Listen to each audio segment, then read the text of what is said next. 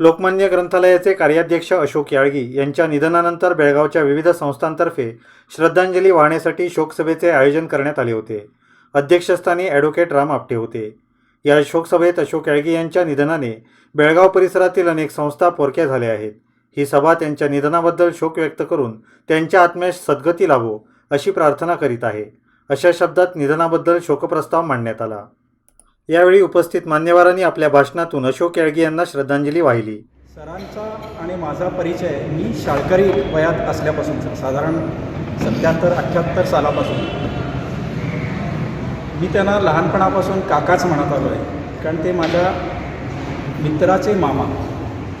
आणि रेसालदार गल्लीमध्ये रघुनाथराव पाटणेकर हे सरांचे भाऊजी, तिथंच माझं बालपण सगळं गेलं असल्यामुळे सरांचा परिचय लहानपणापासून होता. आणि पुढे नंतर जेव्हा तरुण भारतमध्ये काही काळ मी होतो त्यावेळेला सरांचा परिचय आणि मार्गदर्शन इतकं मिळत गेलं की अनेक आठवणी त्यांच्याबद्दल सांगता येऊ शकतात. कलाकार, किती आठवणी, त्याला काही अंत नाही आहे. कारण सगळ्या संमेलनाला, सगळ्या परिषदांना, सगळ्या साहित्यिक कार्यक्रमांना, पुस्तक प्रकाशकांना, मंगेशने सांगितलं त्या आंबणकरांच्या पुस्तकांच्या प्रकाशनाला मी पण होते. पण एकूण कोणीही, मला त्यांचं एकच वैशिष्ट्य जाणवतं की ते गेल्यानंतर मला आता असं वाटायला लागलं की आपल्याला जे म्हणायचं आहे, आपल्याला जे सांगायचं आहे ते आकलन असणारा माणूस गेला. कारण तशी माणसं आता खूप कमी व्हायला लागली की आपण जे काही म्हणणार आहोत, जे काही बोलणार आहोत किंवा जे संदर्भ लावायचे आहेत तेच आज बाबा नाही आहेत की आता कुणाशी मी बोलू सगळं. आणि अविनाश याळगी आणि मी, आम्ही तिघांनी इतक्या ठिकाणी आजपर्यंत एकत्र प्रवास केला आणि त्या प्रवासाच्या त्या सगळ्या एक एक गोष्टीतून मी घडत गेले.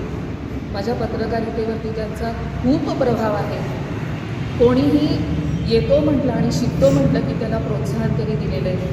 मी 1997मध्ये एकदा माझे सख्खे वडील गमावले आणि परवा परत एकदा माझे वडील गमावले. त्याच्या पलीकडे मी जास्त काहीही सांगू शकत नाही. समस्त तरुण भारत परिवारातर्फे, आमच्या सर्व आवृत्तीतर्फे, आमच्या सर्व वार्ताहरांतर्फे आणि तरुण भारतातल्या प्रत्येक परिवारातील सदस्यांतर्फे मी त्यांना श्रद्धांजली अर्पण करते. अशोक याळगी यांचे जाणे हे आम्हाला आधारवड कोसळल्यासारखे झाले आहे. वृक्ष कोसळताच त्यावरच्या पाखरांची झालेली केविलवाणी अवस्था आणि आमच्या मनाची अवस्था आज सारखीच आहे. वयाचे अंतर विलया पार करून लहान वयाच्या होतकरू व्यक्तींशी यांनी आपली तार जुळवली आणि सगळ्या होतकरू वक्त्यांना, लेखकांना, कार्यकर्त्यांना, प्रकाशकांना आपल्या गरुड पंखाखाली घेतले. एखाद्याच्या ठिकाणी असलेले उत्तम गुण हेरून त्यांच्या गुणांचे चीज करेतोपर्यंत याळगी गप्प बसत नसते. लोकमान्य ग्रंथालय आणि त्या ग्रंथालयाचे वैभव ठरावे अशी दालने त्यांनी उभी केली. उत्तम वक्त्यांची भाषणं ऐकण्याची दुर्लभ संधी या भागातल्या रसिकांना मिळवून दिली, त्याला तोड नाही. जी.ए. कुलकर्णी यांच्या लेखनाबद्दल माझे मित्र प्राध्यापक वि. गो. वडेर यांनी जे सहसंशोधन केले त्याबद्दल त्यांना कमालीचे कौतुक होते. आम्हाला हव्या असलेल्या संपर्क व्यक्तींची छायाचित्रे निवडून देताना त्यांनी जी आपुलकी आणि प्रयत्नांची पराकाष्ठा दाखवली त्याला तोड नाही. यशस्वी आयोजन आणि त्यानंतरची त्यांची अलिप्तता ही एक अद्भुत कला त्यांच्या ठिकाणी होती. 1 डिसेंबर रोजी स्वाती यादव त्यांच्याशी संवाद साधणार होता. त्याची माहिती त्यांनी मला आवर्जून पाठवली. हाच त्यांचा आणि माझा शेवटचा संपर्क. याळगी यांनी सुरू केलेले ज्ञानवृक्षाच्या संवर्धनाचे कार्य अविरतपणे चालू ठेवणे हीच त्यांना खरी श्रद्धांजली ठरेल. लोकमान्य ग्रंथालयाच्या स्थापनेमागचा उद्देश याळगी सरांचा म्हणजे फक्त पुस्तकांची देवाणघेवाण करणारं एक केंद्र असं नक्कीच. त्यांना वाटायचं की ते जिथं जागतं जिवंत लाईव्हली केंद्र व्हावं, लोकांनी पुस्तकं यावी, वाचावी, चर्चा करावी, असं सगळं तिथे वातावरण असावं. हे 10 वर्षापूर्वी सुरू झालेलं वाचनालय, 5 वर्षापूर्वी सुरू केलेला बुक व्यवस्था, हे त्यांनी करून दाखवलं. त्यांनी एका म्हणजे लाईक माइंडेड पीपल गोळा केले, सगळ्यांना प्रोत्साहन दिलं, त्याला एक रूप दिलं. तर असं काही इतकं वेगळंच रसायन याळगी सरांचं होतं की त्यांचं नुसतं असणंच एक खूप काही सांगून द्यायचं. मला आठवते ते सुभाग्रजांनी एका मुलाला आशीर्वाद दिला होता. तो म्हणला तसं पाठीवर हात द्या आणि फक्त लढ म्हणा, तसं काहीसं आमची स्थिती झालेली आहे. आमच्या पाठीवर घराचा हात देणारा नेमका नाही आहे आणि म्हणून आम्ही कदाचित बिघडलेलो आहोत. बाकीचे त्यांचे स्वभाव वैशिष्ट्य तर सगळ्यांनाच माहिती आहेत.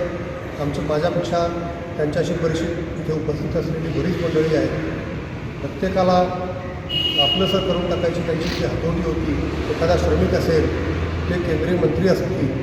आम्हाला 2 महिन्यापूर्वी सुरेश अंगडी साहेबांना भेटायचा योग आला, तर मला एक आवर्जून सांगावं वाटतं की आम्ही जेव्हा भेटायला गेलो तेव्हा ते कुठल्या तरी मीटिंगमध्ये होते आणि अशोक याळगी आले म्हणून त्यांना सांगितल्यावर ते DC ऑफिसमधून मीटिंग सोडून बंगल्यावर आले आणि आम्ही तो मदतीचा चेक द्यायला गेलो होतो कोरोना फंडला. तो चेक घेतला आणि पुन्हा DC ऑफिसला गेले. ते इतकं याळगी साहेबांच्याबद्दल आदर त्यांना होता.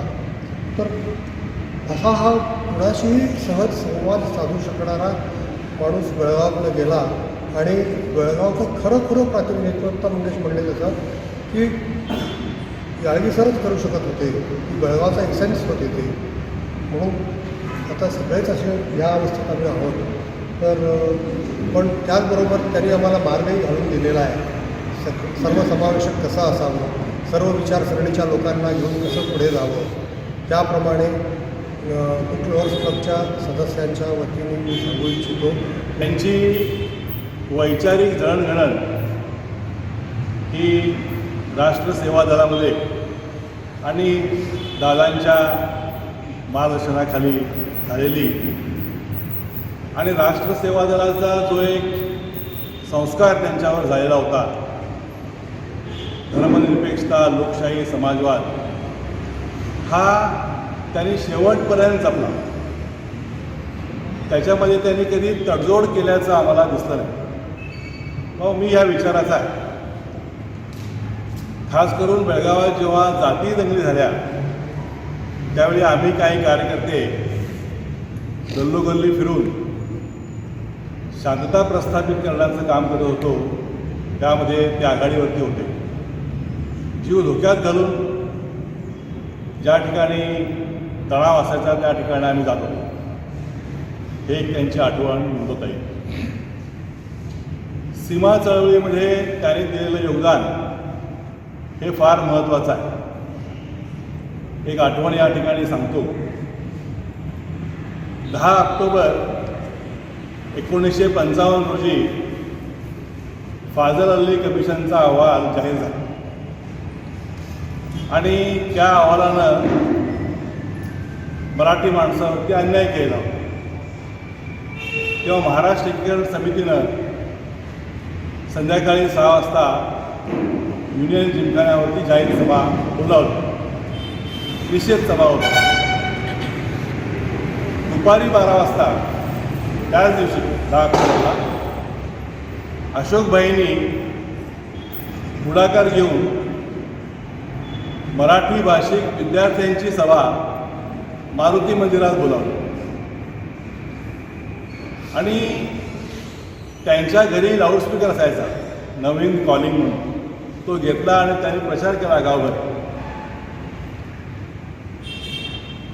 त्यांच्या घरात लाऊडस्पीकर कसा, तर पूर्वी बऱ्याचदा भाषण केल्याबद्दल वक्त्यांना अटक होईल. त्यामुळे व्यावसायिक लाऊडस्पीकरवाले लाऊडस्पीकर देत नसत. तेव्हा याळगीने ठरवलं की आपला एक लाऊडस्पीकर असावा. तो त्यांनी वापरला. ती सभा घेण्यामध्ये 3 आणखी दोघं होते. त्यातले मंगेश मांजरेकर, ज्यांना आबा मांजरेकर म्हणायचे, ते एक होते आणि बेन डिसोजा नावाचे कार्यकर्ते होते. पुढाकार अशोकबाईंचा आणि या दोघांचा त्याला पाठिंबा, अशा प्रकारची सभा झाली. पोलिसांनी मारुती मंदिराच्या दोन्ही बाजूला गाड्या लावल्या आणि आत जेवढे लोक होते त्या सगळ्यांना मारून काढले.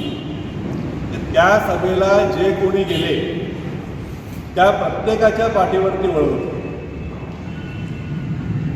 आणि सीमा आंदोलनाच्या इतिहासामधली फाजल अली कमिशनचा निषेध करणारी ही पहिली सभा. बेळगावमधील अनेक संस्थांचे आधारस्तंभ, मार्गदर्शक एक चालते बोलते विद्यापीठच होते असे म्हणावे लागेल. त्यांचा लोकसंग्रह प्रचंड होता. आसपासच्या होणाऱ्या साहित्य संमेलनात त्यांचा मोलाचा वाटा होता. वयाच्या 82व्या वर्षी ते तितकेच सक्षम आणि उत्साही होते. नवोदितांना ते नेहमीच प्रोत्साहन देत असत. समाज मनाचा वेध घेण्याची त्यांची क्षमता होती. समाज मनाचा आरसाच ते होते. त्यांना माणसांची चांगली पारख होती. त्यांनी अनेक सामाजिक उपक्रम राबवले. 30 वर्षाच्या शब्दगंधेच्या जडणघडणीत त्यांचा मोलाचा वाटा आहे. लोकमान्य ग्रंथालयाच्या उभारणीच्या वेळी त्यांनी घेतलेल्या परिश्रमाची मी एक साक्षीदार आहे. लोकमान्य ग्रंथालयाची निर्मिती आणि विस्तार हे त्यांचे स्वप्न होते. लोकमान्य ग्रंथालय हे त्यांचे अपत्यच होते असेच म्हणावे लागेल. वाचन संस्कृती वाढवण्यासाठी त्यांची सतत धडपड चाललेली असते. काका आज आपल्यात नाहीत ही कल्पनाच करवत नाही. त्यांच्या जाण्याने प्रत्येकाच्या मनात एक पोकळी निर्माण झाली आहे. ती भरून निघणे फार कठीण आहे. एक झंझावाती वादळ एकाएकी शमलं असंच म्हणावं लागेल. त्यांनी सुरू केलेले उपक्रम पुढे ठेवणे हीच त्यांना खरी श्रद्धांजली ठरेल. त्याने लोकमान्य ग्रंथालय यांचं पुस्तकाचं स्टॉलसुद्धा तिथं उभारून त्या साहित्य संमेलनाला उभारी देत असत. त्यानंतर मराठी भाषा दिनानिमित्त ज्या ज्या वेळेला आम्हाला महाराष्ट्रातून खंदे आणि चांगले वक्ते ते मिळवून देत असत. एक चांगला मार्गदर्शक विकासाच्यामधून देणारी व्यक्ती आज हरपलेली आहे. आताच सांगायचं म्हणजे गाडगे सरांचं आणि माझं अगदी जवळचं नातं होतं. ते माझ्या घरी काही कार्यक्रम असले तर बोलावलं तर यायचे. त्यातलाच एक आठवणीचा भाग म्हणजे इथं बसलेल्या तरुण भारताच्या मनीषा सुभेदार यांना बाबूराव ठाकूर पत्रिकेचा त्यांना पारितोषिक मिळालं आणि एक छोटासा घरगुती समारंभ करायचं ठरवलं. त्यावेळेला डॉक्टर अशोक साठे सर आणि मनीषा त्या छोट्याशा कार्यक्रमामध्ये आले होते आणि ते कार्यक्रम बघून त्यांना अतिशय उत्साह वाटला आणि तो क्षण मी माझ्या आयुष्यामध्ये आणि शायद मनीषासुद्धा कधीही विसरू शकणार नाही. अशा या थोर आणि साहित्यिकाला मराठी प्रबोधिनीतर्फे भावपूर्ण श्रद्धांजली. सरस्वती वाचनालयामध्ये जेव्हा कोकण मराठी साहित्य संमेलन जेव्हा ठरवलं तेव्हा खरोखर आमच्याकडे 5 रुपये पण नव्हते. पण अशोक सरांच्या प्रगल्भ साथीनं आम्ही ते संमेलन अतिशय यशस्वी करू शकलो आणि त्या संमेलनामुळे आम्हाला चांगले जाणकार साहित्यकार अगदी जवळून न्याहाळता आले. हे खरोखर मी आयुष्यातलं विसरू शकणार नाही. आज काय सरस्वती वाचनालयाची जी जडणघडण आहे त्याच्या पाठीमागं भक्कम आधार अशोक सरांचा होता हे नक्की आहे. कारण नेहमीच त्यांची आम्हाला मदत असते. सर्वतोपरी त्यांचं आम्हाला सहाय्य होतं. नुकतंच या लॉकडाऊनच्या काळात त्यांचा दर आठवड्याला फोन यायचा, कसं करणार, काय करणार, कसं चाललंय. आणि विशेष म्हणजे वाचनालयाच्या आर्थिक स्थितीची प्रामाणिकपणानं त्यांनी चौकशी करून त्यांच्या नोकर वर्गांचा पगार व्यवस्थित देता येत नाही ही सुद्धा त्यांनी चौकशी केली. ही आत्मीयता अशा साहित्यकारांच्या जवळच असते. साहित्याबद्दल त्यांचा आदर खूप मोठा होता. कोणतेही साहित्यकार आम्हाला पाहिजे तर ते जमवून द्यायचं काम ते करत होते आणि यामुळे अशोक सरांना आम्ही खरोखर विसरू शकणार नाही. त्यांचं विस्मरण हे कुणालाही बेळगावकरांना होणार नाही आहे. वसंत व्याख्यानमालेच्या संस्थापिका इंदुताई दप्तरदार यांनाही त्यांना नेहमी इंदुताईंच्याबद्दल त्यांना आदर होता.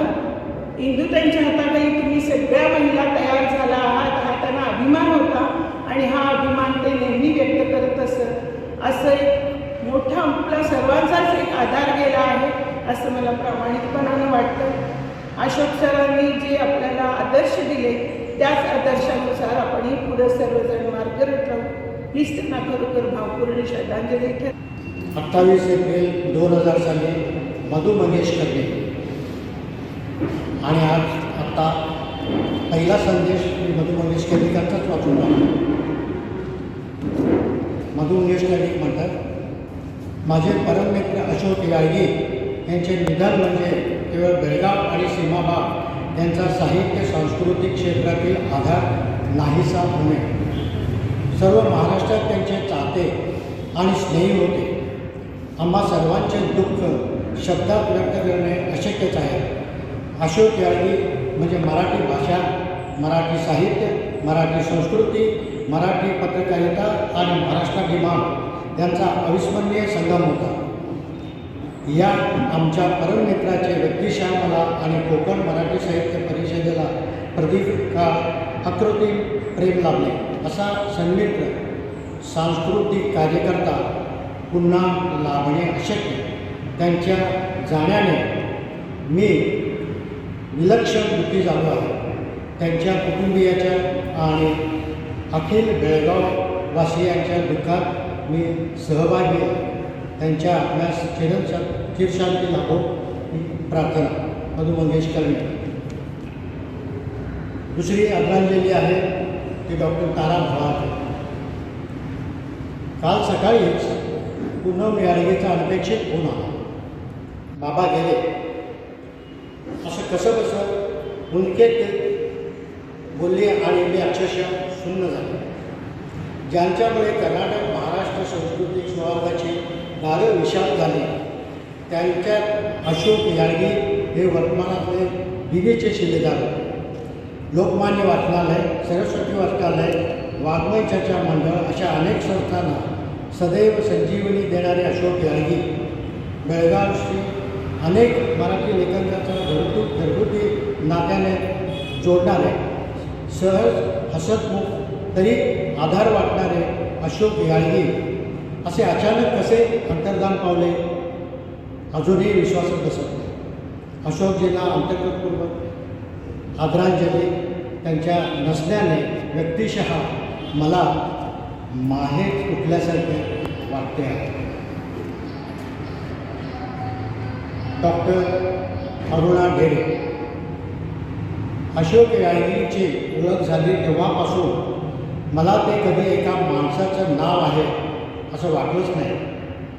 ते खरोखरच एका ऊर्जेचे, एका अदम्य कार्यशक्तीचे, एका सदा सतेज उत्साहाचे नाव. बेळगावकरांशी त्यांचे जितके जिव्हाळ्याचे संबंध होते तितकेच महाराष्ट्रातल्या आमच्यासारख्या कित्येक असे होते. त्यांच्या वागण्या बोलण्यातला बेधडकपणा नेहमीच सच्चेपणाचा हात धरून असायचा. अण्णाबरोबरचे आमचे दक्षिणेतले प्रवास बेळगावचा पहिला मुक्काम करूनच सुरू व्हायचे. कारण बापूसाहेब पाटणकर, नाना कुंभोजकर आणि मुख्यमंत्री अशोक याळगी यांचं इथे स्वागत असायचं आणि ओझं वाटू न देणारी मदतही असायची. शिवाय निरोपाचे मांडेकर न विसरता यायचे. त्यांच्याकडून आता बापूसाहेब नाईक, नाना नाईक आणि याळगी नाईक ही हळहळ कधी न संपणारी आहे. लोकमान्य ग्रंथालय ही याळगीने खांद्यावर पेरलेली संस्था आहे असं म्हणायला हरकत नाही. त्यांच्यामुळे या वाचनालयाशी जिव्हाळ्याचा संबंध आला. कितीदा तरी तिथे येणं लागलं, बोलणं झालं ते त्यांच्यामुळे. जे आणि कमल देसाई यांची संस्कृती दालनं उभी केली ती याळगीने प्रयत्नपूर्वक. महाराष्ट्रात जे घडून आलं नाही ते या अनवट प्रतिभावंताबाबत बेळगावात याळगीमुळे घडून आलं असं मला खात्रीनं वाटतं. बेळगाव परिसरातल्या साहित्य संमेलनाने सीमा भागातल्या मराठी माणसासाठी केवळ एक अभिनव उपक्रमच सुरू केला असं नव्हे तर मराठी साहित्याचा झेंडा हाती घेत एक उत्तम वाङ्मयी चळवळच त्या रूपाने उभी राहिली. याळगी तिचे एक प्रणेते होते आणि अर्धवयी होते. त्यांचा आणि आम्हा ढेरे कुटुंबियांचा व्यक्तिगत स्नेह होता. त्यांच्या स्नेहाच्या कितीतरी आठवणी मनात दाटून येत आहेत. अंधश्रद्धा निर्मूलनाच्या चळवळीतले वेगवेगळे अनुभव आपल्या खास शैलीने रंगवून सांगणारे याळगी, तरुण बाळगात आलेल्या नव्या मशीनचं कौतुक उत्साहाने सांगत त्याचं उद्घाटन करायला आवर्जून घेऊन जाणारे याळगी, वाङ्मय चर्चा मंडळातल्या ज्येष्ठांची जबाबदारी वाटून घेतली पाहिजे असं म्हणत तळमळीने पुढे होणारे याळगी, महाराष्ट्र साहित्य परिषदेचा पुरस्कार कमालीच्या साधेपणाने स्वीकारणारे याळगी, फोनवर भलतेच आवाज काढून फसवणारे आणि मग मोकळेपणाने हसत राहणे याळगी, मधुबाईंना भेटायला कुरुळला जाऊन परतताना आंबोलीतल्या गेस्ट हाऊसवर आंबोळी खाऊ घालणारे याळगी, त्यांच्या जाण्याने बेळगाव तरुण भारताचे, बेळगावच्या वाङ्मयीन जगाचे आणि अनेक स्नेही परिचितांची जी हानी झाली आहे ती दीर्घकाळ भरून येणार नाही. महेश केळुसकर लिहित आहे, अशोक याळगी म्हणजे मूर्तिमंत सांस्कृतिक चैतन्यच होते. सीमावर्ती भागात महाराष्ट्रातील एक एक सरस कवी आणि लेखक नेऊन मराठीचा जागर करत राहण्याचा वसा त्यांनी घेतला होता. मी 1979 साली BA होऊन बाहेर पडल्यावर मला तरुण भारतचा सिंधुदुर्ग आवृत्ती प्रमुख म्हणून नेमावे यासाठी ते मामाकडे घेऊन गेले होते. तेव्हापासून त्यांनी माझ्यावर अखेरपर्यंत माया ठेवली होती. माझा गुण खूप ज्येष्ठ आणि व्यासंगी होते याळगीदार, पण मला त्यांनी मित्रासारखं वागवलं. त्यांची आठवण निरंतर राहील. महेश केळुसकर. संदेशी आले, त्यांचे मी आता फक्त नावं घेतो आहे. नमिता गिर, रत्नागिरी. आशा काळे, अभिनेत्री, पुणे. मुकुंद फुले, मुंबई. राजन खान, पुणे. चंद्रकांत जोशी, कोल्हापूर. भीमराव दुळुबुळू, मिरज. फैयाज, मुंबई. संदीप खरे, पुणे. पंकज कुरुळकर, मुंबई. चिरंजीवी सिंग जे आपल्या बेळगावमध्ये नॉर्थ कर्नाटकाचे डेव्हलपमेंट कमिशनर होते, त्यांनी दुःख व्यक्त केलं. बँगलोर. छाया महाजन, औरंगाबाद. अतुल पेटे, पुणे. जयवंत नाईक, मुंबई. आणि आपले इथे किरण गावडे, अध्यक्ष शिवप्रतिष्ठान, आणि प्रतिभा आपटे, अनगोल महिला मंडळ. अशोक याळगी म्हणजे बेळगावचं वैभव. मराठी भाषा, मराठी संस्कृती जोपासण्यासाठी हा माणूस अहोरात्र प्रयत्न करत होता. मराठी भाषेची सेवा करणं, मराठी साहित्य संमेलन आयोजित करणं, मराठी साहित्यिक, मराठी कलावंत यांना बेळगावात बोलवून त्यांच्या मुलाखती ठेवणं, हे सारं करण्यात मशगूल असलेला एक मराठीचा पुजारी. वाचनालय तर ते चालवत होतेच, पण महाराष्ट्रातील मराठी साहित्यिकांशी, कलाकारांशी त्यांचं प्रेमाचे ऋणानुबंध होतं. अशा या माझ्या मित्राला श्रद्धांजली वाहताना मला अतिशय दुःख होत आहे. सांबऱ्याचं संमेलन असो की कडोलीचं संमेलन असो किंवा कोमसाखरचं संमेलन असो किंवा त्यांनी खास आम्हा सर्व कवी मित्रांचा ठेवलेला कार्यक्रम तो असो, त्या सगळ्याच आठवणी आजही जाग्या होतात. खरं पाहिलं तर मी जागतिक मराठी अकादमीचा अध्यक्ष झाल्यापासून 18 संमेलनं महाराष्ट्रात घेतली. एक संमेलन बेळगावला घ्यावं अशी अशोकजींची इच्छा होती. आमचे मित्र श्री वल्लभ उपाध्ये यांनी यासाठी जागेची पाहणी करून ठेवली होती, परंतु अशोकजींची ही इच्छा मात्र अपूर्ण राहिली, याचं मला खूप दुःख होतं. अशा या मराठी भाषाप्रेमी व्यक्तिमत्वास मी नम्रपणे श्रद्धांजली वाहतो. रामदास पुतळे. की अशोक याळगी हे एक उत्कृष्ट रंगकर्मी होते. छान उंच व्यक्तिमत्व लाभलेले याळगी चांगले उंचेपुरे नाटकामध्ये अनेक वेळा ते हिरोची भूमिका करायचे. त्यांच्या अनेक भूमिका गाजलेल्या होत्या. वरेरकर नाट्यसंघाच्या कार्यामध्ये श्री बाप्पा शिरवईकर, रणजित देसाई, दौलत कुत्तेकर, डॉक्टर अशोक साठे यांच्याबरोबर त्यांनी भरपूर काम केलं.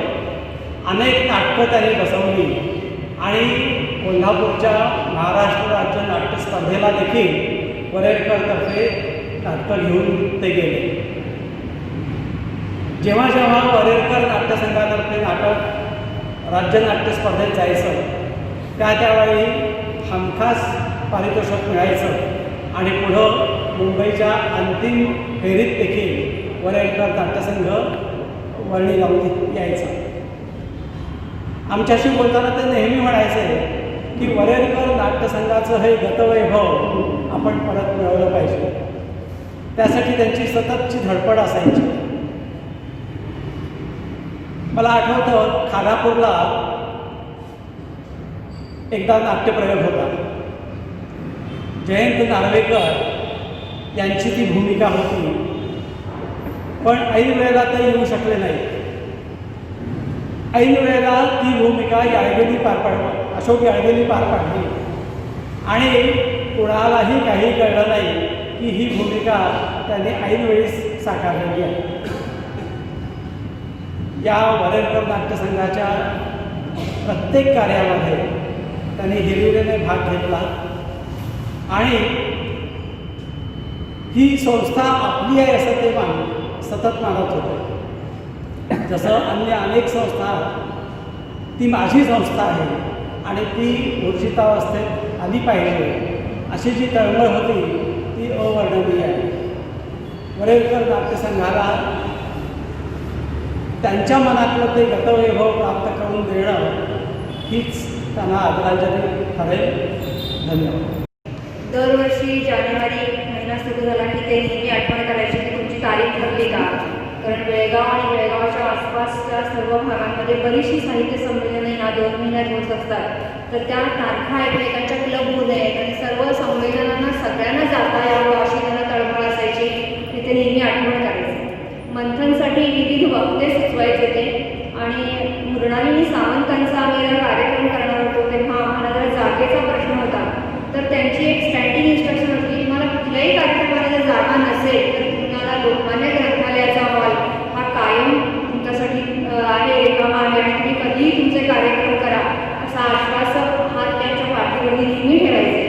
आणि मंथन ही संस्था फक्त सगळ्या आम्ही महिला चालवत असतो, त्यामुळं काही गोष्टींमध्ये त्यांचं इतकं आम्हाला मोलाचं मार्गदर्शन मिळायचं. उदाहरणार्थ महाराष्ट्र सरकारला जेव्हा मराठी साहित्यासाठी काम करणाऱ्या संस्थांना जेव्हा बेळगावमध्ये अनुदान मिळालं तेव्हा आम्हाला त्यांनी सर्वतोपरी मार्गदर्शन करून ते अनुदान मिळवून देईपर्यंत ते आमच्या पाठीशी होते हे आम्ही कधीच विसरू शकणार नाही. कोणतेही वक्ते सुचवताना वगैरे ते कधीही हात राखून ठेवायचे नाहीत. आणखीन आम्हाला चांगल्या चांगल्या कार्यक्रमांच्या कल्पना देण्यामध्ये सुद्धा त्यांचा खूप आम्हाला पाठिंबा असायचा. एकदा विजया वाड बेळगावला आल्या होत्या आणि त्यांचा लोकमान्य ग्रंथालयामध्ये कार्यक्रम होता आणि त्यावेळेला मी आणि संपदा गेलो होतो आणि संपदा सहज म्हणाली की आपण मंथनच्या अध्यक्षांना बोलूया का साहित्य संमेलनाला. आम्ही एवढी फक्त त्यांच्यासमोर वाक्य बोलल्याबरोबर ते आम्हाला त्यांच्याजवळ घेऊन गेले आणि त्यांनी त्यांच्याकडून कबूल करून घेतलं की मी परत पुढच्याच महिन्यात आहे पण तेसुद्धा मी येईन. आणि त्यांच्या शब्दाखातर विजया बेळगावला आल्या. अशा खूप मंथनच्या साहित्यिक उपक्रमांच्याबद्दल, साहित्य संमेलनांच्याबद्दल अशोक काकांच्या खूप चांगल्या आठवणी आहेत. आणि वैयक्तिक माझ्याबद्दल म्हणायचं झालं तर मला असं वाटते की लोकमान्य ग्रंथालय आणि त्याचे विविध उपक्रम जर बघितले तर त्यांनी ग्रंथालय असं नुसतं न ठेवता लोकमान्य ग्रंथालयाला एक परिपूर्ण वाचनालय करून एक सांस्कृतिक केंद्र त्यांनी बनवलं होतं. आणि त्यातल्या सुद्धा विविध कार्यक्रमामध्ये माझ्यासारख्या नवोदित वाचकांना की काय वाचावं हे ज्यांना कळत नाही परंतु वाचनाची आवड असते अशा लोकांना त्यांनी तिथे संधी दिली. आणखीन त्यांच्या त्या प्रकल्पाचा एक आम्हाला भाग करून घेतला आणि वाचनाची गोडी आमच्यामध्ये निर्माण केली. याबद्दल मी कायम त्यांची ऋणी राहील आणि त्यांच्या स्मृती ह्या नेहमीच प्रेरणादायी राहतील. आणखी त्यांच्याबद्दल कितीही बोललो तरी आपण कमीच आहे. त्यामुळं मंथन परिवारातर्फे मी त्यांना आदराने वंदन करते आणि त्यांना सद्गती लाभू दे अशी ईश्वरचरणी प्रार्थना करते. वाङ्मयच्या मंडळामध्ये आम्ही कार्यकारी समितीच्या मिटिंगला नेहमी बसत होतो. त्यांचा एकमेव नेहमीचं कार्यक्रम पार पडला की त्यांचा एकमेव विषय सुरू व्हायचा की वाचन संस्कृती कशी वाढेल. कारण त्याचा त्यांनी केवळ एक ध्यास घेतला होता. एक उत्तम उदाहरण देता येईल म्हणजे संपूर्ण नापीक खडकाळ जमीन आणि निकृष्ट बियाणं पण त्याच्यावरती एखादा शेतकरी जिद्दीने अथक परिश्रम करून उत्तम पीक काढतो. ही ही जी उपमा आहे ती लाडकींनाच लागू पडेल. का तर 1985मध्ये टी व्ही सुरू झाला आणि 95मध्ये इंटरनेट सुरू झालं. त्यानंतर वाचन संस्कृती ही सर्वत्र ढासळायला लागली आणि त्याच्यावरती त्यांची माझ्याबरोबर कायम चर्चा चालायची. ह्याच्यातून पुनरुज्जीवन ह्याचं कसं करता येईल. तर कुठले उपक्रम आपल्याला हाती घेता येतील की जेणेकरून ही पुनरुज्जीवित होईल. मी त्यांची 2-3दा चेष्टा केली की जसं सरस्वती नदी 4-5 हजार वर्षापूर्वी नाहीशी झाली आणि तिचं पुनरुज्जीवन करण्याचा जो प्रयत्न चालला आहे तीच ही वाचन संस्कृतीचा हा प्रयत्न असणार होणार आहे. पण लोकमान्य ग्रंथालय सुरू झालं, किरण ठाकूरांचं पाठबळ मिळालं आणि अशोक याळगींना आपलं स्वप्न साकार करता आलं. इंग्रजीत एक अशी म्हण आहे की men die but death cannot kill. आज अशोक याळगी आपल्यातून जरी निघून गेलेले असले तरी मृत्यूने त्यांना मारलेलं नाही आहे. आज सीमालढ्याचे एक आधारस्तंभ दैनिक तरुण भारतचे ज्येष्ठ पत्रकार, लोकमान्य ग्रंथालयाचे ज्येष्ठ नेते आणि आपल्या सर्वांचे लाडके याळगी यांनी अनेक सामाजिक उपक्रम समाजात राबवून मराठी भाषा जागवली. मराठी इथली जी नष्ट होणार होती ती मराठीसुद्धा त्यांनी जागवली आणि त्याचं सगळे श्रेय त्यांनी तरुण भारत वृत्तपत्रामधून आवाज उठवला. त्यांनी अनेक प्रकारचे मथळे लिहिले, लेख लिहिले. सर्चलाईट नावाचं त्यांचं एक शहर होतं तरुण भारतमध्ये. कायम ते अधिकारी, सरकारी अधिकारीसुद्धा घाबरून जायचे, आज आमच्यावर कुठले अपघात होते काय नाही. अशा या थोर व्यक्तींनी आमच्या या विद्यावाचनालयासाठी एक आम्हाला विद्यार्थ्यांच्यासाठी मदत करता काय गेल्याबरोबर त्यांनी एक 500 पानांची एक पुस्तकांची भेट म्हणून त्यांनी आम्हाला दिली. त्याबद्दल मी या ग्रंथालयाचा थिएटरच्या स्पर्धा होत्या आणि तेव्हा आम्ही एक नाटक केलं होतं, मी चौथरा बोलतो. त्याचा प्रयोग झाल्यानंतर 2 दिवसानंतर प्रचंड तिथे गदारोळ झाला होता आणि हे नाटक होतं सीमाभागावर आणि बाहेर थोडा गदारोळ चालू होता. सीमाभाग म्हणजे गदारोळ कसला आहे ते सगळ्यांना कल्पना आहे. तर मला म्हणाले मला सोड दे आणि त्यानंतर त्यांनी मला वाक्य बोललं होतं की हे जर काही नाटक असलं तर तेंडुलकरच्या जागेवर बसशील. ते का म्हणाले माहीत नाही, पण त्यानंतर लगेचच 3-4 महिन्यानंतर काकडे सरांचा मला फोन आला आणि म्हणाले जोगळेकर सरांनी तुम्हाला बोलवलं. रविवारची त्यांची मीटिंग होती. रविवारी आम्ही गेलो, मी आणि माझा मित्र अभिजित, आणि त्यांनी 2 पुस्तकं माझ्यासमोर ठेवली. सुरुवाती मला असं सांगण्यात आलं होतं की एक कॉमेडी नाटक करायचं आहे. आम्ही हौशेनं गेलो. तिथं याळगी काकांनी काकडे सरांनी जोगळेकर सरांनी 2 पुस्तकं ठेवली. एक होतं हॅमलेट आणि दुसरं होतं रोमिओ ज्युलियट. आणि ह्यापैकी कोणतंही तुम्हाला नाटक करायचं आहे असं ते म्हणाले. त्यानंतर आम्ही 15-20 दिवस फिरकलो नाही, कारण हे नाटक अवघड होतं आणि कॉमेडी नाटक असेल तर ठीक आहे असं म्हणून. नंतर अशोक काकाची परत मला भेट झाली आणि ते म्हणाले तुला तुझ्या पद्धतीनं कसं वाटतं तसं कर. हाच विश्वास घेऊन आम्ही 2017मध्ये हॅमलेट पूर्ण केला. त्याला 8 महिने आम्हाला लागले. तुला कसं वाटते तसं कर हे शब्द जे आहेत तेच पुरेसे होते. त्यानंतर कवी स्वातीताईने नवोदित कवितासाठी व्यासपीठ उभा केलं. त्या कविता ऐकल्यानंतर त्यांनी मला जे प्रोत्साहन दिलं होतं, सांगितलं होतं. त्यानंतर राज्यनाट्य स्पर्धेमध्ये सरस्वती वाचनालय मिळवून देण्याचं काम काकाने केलं होतं. 2 वर्ष आम्ही सरस्वती वाचनालयातर्फे काकांच्या माध्यमातून आम्ही तिकडे गेलो. त्यानंतर जे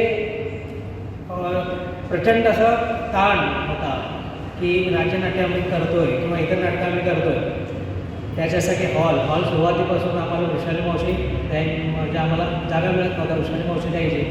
त्याच्यानंतर लोकमान्य ग्रंथालय त्यांनी उपलब्ध करून दिलं ते नाटकासाठी. आज बेळगावमध्ये जेवढ्याही संघ आहेत ते वाङ्मय चर्चा मंडळ असो, सरस्वती वाचनालय, पर्यटक संघ, लोकमान्य ग्रंथालय, इथे ही नाटकांची प्रॅक्टिस सुरू होते की आम्ही जे करतो ते याळगी काकांमुळे, कारण त्याने आम्हाला पुढे पाऊल टाकण्यासाठी प्रेरित केलं, प्रोत्साहित केलं. त्याच्यानंतर गेल्या वर्षी आम्ही एक नाटक केलं होतं वृंदावन. तेव्हा मी काकांना म्हणालो, काका असं आहे आणि यावर्षी पण राज्यनाट्य स्पर्धेला भाग घ्यायचा आहे. तर त्यामुळे आता इकडे तिकडे फिरू नकोस, वरेरकरकडे जा, वरेरकरतर्फे जायचं. आणि त्याच्यानंतर कुंटे सरांनी आणि याळगी काकाने जो आम्हाला सपोर्ट केला आणि ते नाटक आम्ही ह्या लेवलला नाटकपर्यंत पोहोचू शकलो ते त्यांच्या प्रोत्साहनामुळे. कारण आपण एक काम करतो तेव्हा 1000 काम पाठीमागे जे सपोर्ट असतो तो खूप महत्त्वाचा असतो. आणि जेव्हा आमचा बेळगावला प्रयोग झाला,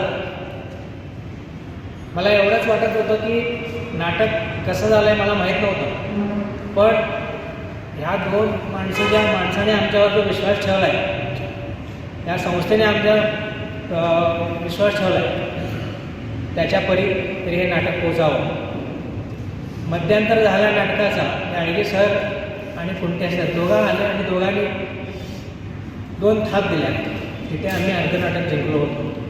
ही थाप आम्हाला तरुण मुलांना प्रोत्साहित करते. याळगी काकाने पूर्ण जेव्हा भेटायचे तेव्हा ते एक शब्द सांगायचे, जसे काकडे सर म्हणाले तुझं फाउंडेशन घट्ट कर, तेही मला ते वेगळ्या शब्दात सांगायचे. भरपूर काही सांगण्यासारखं आहे, भरपूर काही किस्से आहेत. त्याच्यानंतर मी रविवारचं जी मीटिंग असते तिथे मीटिंगला जाऊन आलो.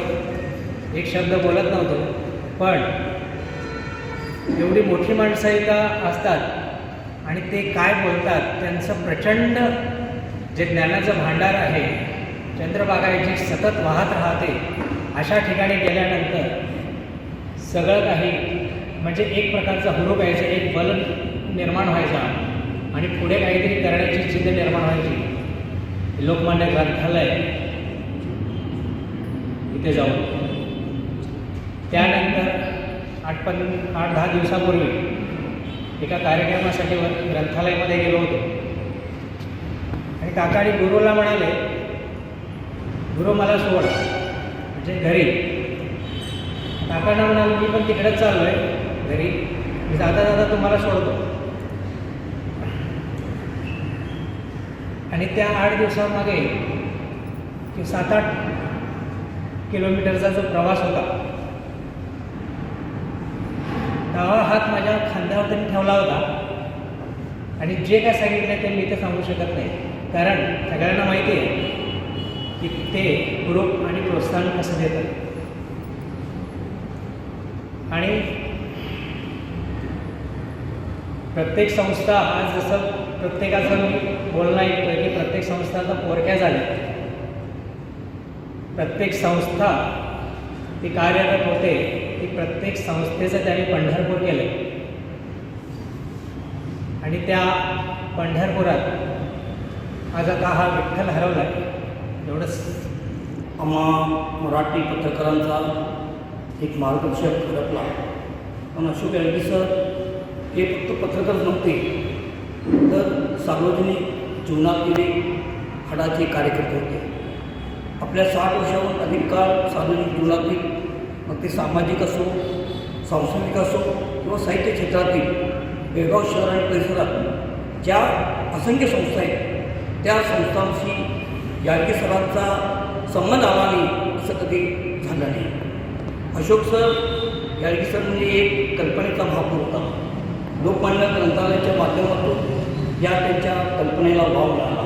आता अनेक वक्त्यांनी लोकमान्य ग्रंथालयाचे विविध उपक्रम सांगितले त्याबद्दल लक्ष करत नाही, पण याडगी सरांनी लोकमान्याच्या माध्यमातून आम्हा बेळगावकरांना ज्या लोकमान्य ग्रंथालयाच्या कार्यक्रमात होते त्या सर्व सरांना त्यांनी सांगितलं की वेळेचं महत्त्व शिकलं. सुरुवातीला किशोर काकणीकर यांनी सांगितलं की 6च्या ठोक्याला मग ते प्रेक्षागृहात 4 असो किंवा 5 असो ते उठणार आणि 6 वाजता माईकचा ताबा घेणार किंवा ते स्वतः करून ते कार्यक्रम सुरुवात करणार. मग ते समोर किती लोक आहेत बघणार नाही. आणि ह्याचा परिणाम असा झाला की लोकमान्याचा कार्यक्रम गंगाचा कार्यक्रम म्हणजे करेक्ट 6 वाजता सुरू होणार. त्यामुळे आम्ही सर्वजण म्हणजे इथं सर्वजण म्हणजे जी मंडळी आहेत त्या येणारी ती बरोबर 6 वाजता तिथं 6च्या अगोदर उपस्थित व्हायची. हे मोठं त्यांचं थोडपण आहे. आर्ट सर्कलचे यावेळी मेंबर तर होतेच, पण त्याचबरोबरीने आर्ट सर्कलची जेव्हा जेव्हा आम्ही कोणती नाटकं ठेवायचो किंवा कोणते प्रोग्राम्स करायचो तेव्हा आम्ही तिकीट विक्री करायचं ठिकाण किंवा बॅनर लावायचं अगदी हक्काचं ठिकाण होतं लोकमान्य ग्रंथालय म्हणजे. आणि ऑगस्टमध्ये आम्ही कॉम्पिटिशन्स घ्यायचो आर्ट सर्कलचे आणि त्याचे जे विनर्स होते त्यांचा एक प्रोग्राम करायचो फेब्रुवारीमध्ये. त्याच्यासाठी म्हणून त्यांनी कधीही आम्हाला इंदिरा संत रंगमंचावर तुम्ही कधी या तिथे कार्यक्रम करा असं म्हणून आम्हाला सांगितलेलं होतं. त्याच्यातून जे कॉम्पिटिशनचे विनर्स होते त्यांना कधीही प्रोत्साहन असं मिळत राहिलं. एका वर्षी मला आठवतं फेब्रुवारी महिना होता, पण संध्याकाळी कार्यक्रमाच्या जस्ट अगोदर पाऊस सुरू झाला. म्हटल्यावर आम्ही म्हटलं आता काय करायचं, कार्यक्रम रद्द करायचा का? नाही, काय हरकत नाही, तुम्ही वरती या, मी हॉल तयार करतो. म्हणून त्यांनी लोकमान्य ग्रंथालयाचा हॉल आमच्यासाठी तयार करून दिला होता आणि तो कार्यक्रम आम्ही तेव्हा करू शकलो होतो.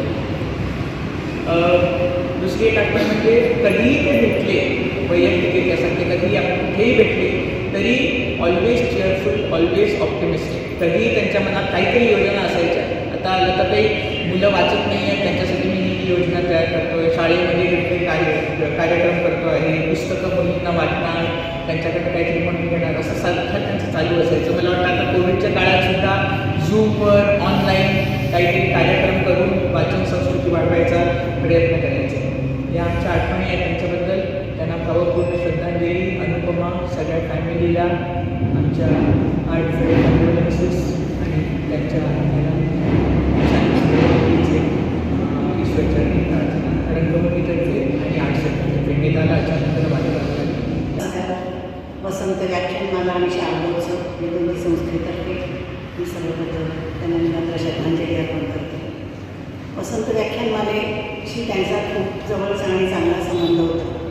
विशेषतः जेव्हा जेव्हा पत्रकार बंधूंना आम्ही निमंत्रण देत होतो तेव्हा त्यांची संपूर्ण जबाबदारी ते घ्यायची.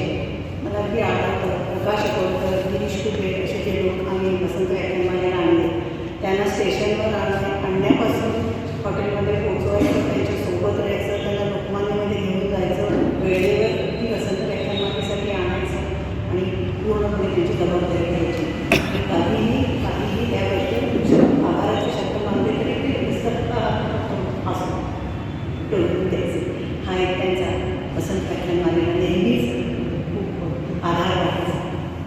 दुसरा माझा वैयक्तिक त्यांच्याशी संबंध आला तो तरुण परंपरेने जेव्हा दवबिंदू सगळं लिहित होते तेव्हा दळकवाडीतून गावात जाऊन ते द्यायचा कागद किंवा त्यांनी पाठवलेला माणूस, मग त्यावेळी माझं कॉलेजचं काम किंवा जरा दूध हे सगळं टाळण्यासाठी त्यांनी एक सूचना केली आणि ती मी नंतर कायम वर्षभर पाळली की घराकडून कॉलेजमध्ये जाताना वाटेत मंगलदीपला त्यामध्ये राहते मंगलदीप सोसायटी, त्यांचं घर लागायचं. तुम्ही खाली आणि त्या वॉचमनकडे त्या तुम्हाला आणून देईल. 1-2 वेळा मी वर केलं पहिल्यांदा आणि त्याच्यानंतर खाली वॉचमनकडे द्यायचं आणि लगेच वरून त्यांचा हात दाखवून ते सांगायचे की पोचला तुमचा लेख.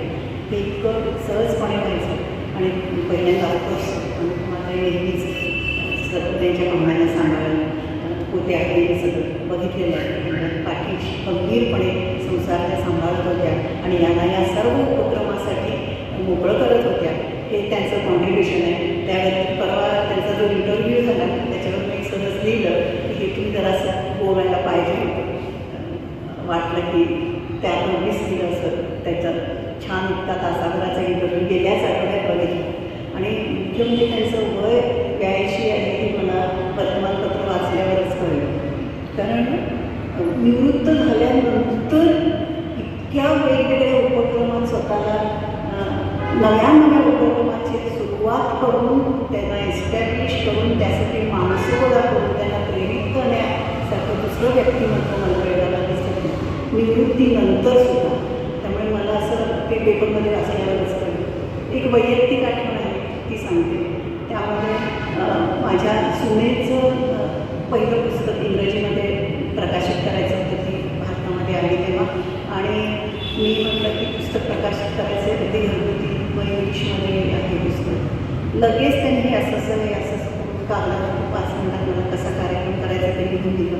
म्हटलं इंग्रजी कोण चांगलं लिहू शकेल म्हणजे इंग्रजी पुस्तकाचं परीक्षण तिथल्या तिथे त्यांनी सुधीर जोगळेकरांना फोन लावला आणि बरोबर त्या दिवशी ते प्रकाशनाच्या दिवशी ते छापून याचीही व्यवस्था केली. स्वतः तिथे आले आणि मी जाताना म्हणाले की बाई लोक सुनेचं डोळाजेवण करतात बारसं करतात तुम्ही पुस्तक प्रकाशन केलं की तुमचं वेगळेपण मला आवडतं आणि त्याहीपेक्षा महत्त्वाचं म्हणजे बेळगावातल्या समस्त भगिनी वर्गाला त्यांनी कधी ताई म्हटलं नाही. त्यांनी बहिणी त्यांची जिव्हाळ्याची हाक आमच्या कानात सदैव गुंजत राहील आणि त्यांच्या आत्म्याला शांतीला वगैरे तर मी म्हणेनच. परवा मी जेव्हा त्यांना श्रद्धासुमन देण्यासाठी प्रत्यक्ष घरी गेले आणि त्यानंतर अनुपमाबाईंशी बोलणं झालं आणि त्या म्हणाल्या की 1 वाजेपर्यंत ते माझ्याशी बोलत होते आणि 2:30 वाजता त्यांची प्राणज्योत मालवली. तेव्हा मी पुन्हा जाताना त्यांना नमस्कार केला आणि म्हटलं की रविवारपर्यंत व्याख्यान दिलेलं कार्यक्रम केलेला सोमवार मंगळवार 2 दिवस फक्त सर्दी आणि खोकला बुधवार 3 दिवस आणि त्यातही अनेकांशी फोनवरून संपर्क आणि गुरुवारी 1 वाजेपर्यंत बायकोशी बोलून 2:30 वाजता यांची प्राणज्योत मालवते.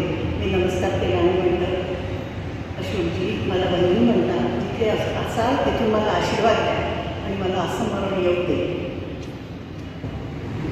जे जे आपणाशी ठावे ते इतरांचे सांगावे शहाणे करून सोडावे. जवळपास हे गीत अंगी बांधून याळगी सरांनी आपलं संपूर्ण आयुष्य हे साहित्य क्षेत्रासाठी अर्पण केलं हे म्हटलं तर वाटतं. त्यांचं वय 82 होतं मॅडमने आत्ताच सांगितलं. मी सुद्धा त्याच्यावर विश्वास ठेवणार नाही कारण त्यांच्या माझ्या वयात सुद्धा खूप अंतर आहे. पण मैत्री कशी करावी किंवा वेवलेंथ कसं जमवून घ्यायचं हे याळगी सरांच्याकडून शिकलं. हे वयाचं अंतर आपोआप नाहीसं होण्यासाठी एकमेकांच्या अंतर्गत बघण्याची त्यांच्याकडे एक वेगळी दृष्टी होती आणि मग आम्ही लहान असलो तरी ते आमच्या वयात येऊन भिडायचे आणि आपलंसं करून घ्यायचे. त्यामुळं त्यांची आमची मैत्री ही म्हणजे त्यांना मैत्र जीवाचे म्हणण्याइतपत ही जमून गेलेली. मगाशी काकड्यांनी सांगितलं की त्यांची आमची मतं जमलेली नाही. अशा प्रकारची हरहुन्नरी माणसं जी असतात त्यांची मतं ही कधी जमतच नसतात सगळ्यांची. कारण ती वेगवेगळ्या क्षेत्रामध्ये वेगवेगळ्या पद्धतीने ही माणसं काम करत असतात आणि त्यामुळं ते रोज वेगवेगळ्या कल्पना मांडत असताना वेगवेगळ्या पद्धतीनं या जगाकडं बघत असतात. याळगी सरांनी अगदी त्याच पद्धतीनं या जगाकडं पाहिलं. बदलणारं जग हे अंगीकारलं आणि बदलणाऱ्या जगातले बदल अंगीकारले. त्यांनी स्वतःमध्ये बदल घडवले आणि लोकांच्यामध्ये ते बदल व्हावे यासाठी अविरत त्यांनी प्रयत्न केलेले आहेत. मला सगळ्यात महत्त्वाची गोष्ट त्यांची आठवते की आम्ही लहानपणापासून जेव्हा या सीमाप्रश्नाच्या आंदोलनात होतो तेव्हापासून आम्ही त्यांना बघत आलेले आहोत. एकदा समितीच्या बाबतीत त्यांचा खटका उडाला ते वेगळे झाले समितीपासून पण त्यांनी आपलं तत्त्व सोडलं नाही. समितीच्या विरुद्ध ते उभे राहिले उभे ठाकले आपल्या तत्त्वासाठी आणि शेवटपर्यंत त्यांनी ती फाईट केली उमेदवार वेगळा असल्यामुळे. पण नंतर परत त्यांची गाडी ही पुन्हा स्टेशनवर आली आणि ते पुन्हा परत समितीचे झाले. पण ते तत्वनिष्ठा जी होती ती त्यांनी पाळलेली आपल्याला बघायला मिळाली. सगळ्यात महत्त्वाची गोष्ट अशी आहे की मराठी साहित्य क्षेत्र इथलं जे आहे याच्याशी त्यांची बांधिलकी पत्रकार म्हणून होती. पत्रकार म्हणजे नुसते पत्रकार नसून त्यांच्यामधला जो साहित्यिक गुण होता तो फार महत्त्वाचा होता.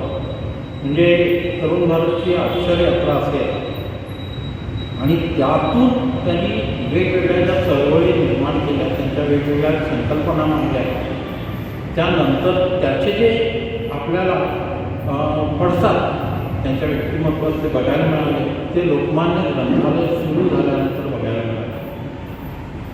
वाचनालय हे केवळ पुस्तकांचं संग्रहालय नसून ते चळवळीचं केंद्र करण्यामध्ये त्यांचा जो मोलाचा वाटा आहे हा वाचण्यासारखा आहे.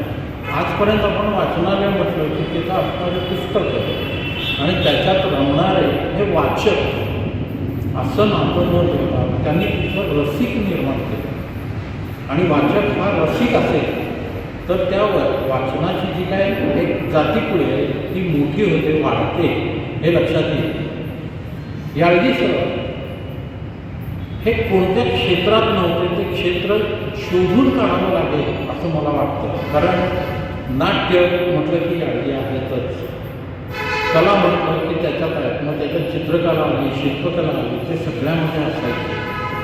म्हणजे पाणी रे पाणी तेरा रंग कैसा या पद्धतीनं ते जगले, स्वतः अभिरुची घेतली, प्रत्येक गोष्टीचा आस्वाद घेतला आणि तो आस्वाद घेत असताना त्यातला अर्थ काढून तो आस्वाद इतरांना देण्यात त्यांनी धन्यता मानली आणि त्यामुळं ते चिरतरुण राहिले असं मला वाटतं.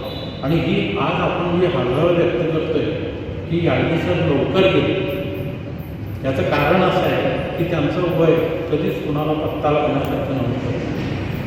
माणसं गेल्यानंतर आपण जे काही बोलतो हे फार महत्त्वाचं असतं आणि मनातला जो आक्रोश असतो एखादी व्यक्ती गेल्यानंतर आणि त्यांची कमतरता जेव्हा आपल्या मनाला जाणवते हीच त्यांना खरी श्रद्धांजली असते.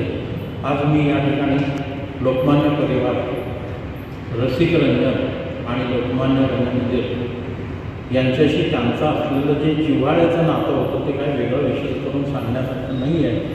कारण लोकमान्य आणि याळगी यांचं अगदी अनोन्य असा संबंध होता आणि आज आमचा एक अवयव जवळजवळ नाहीसा झालेला आहे हे आम्हाला जाणवायला लागलेलं आहे.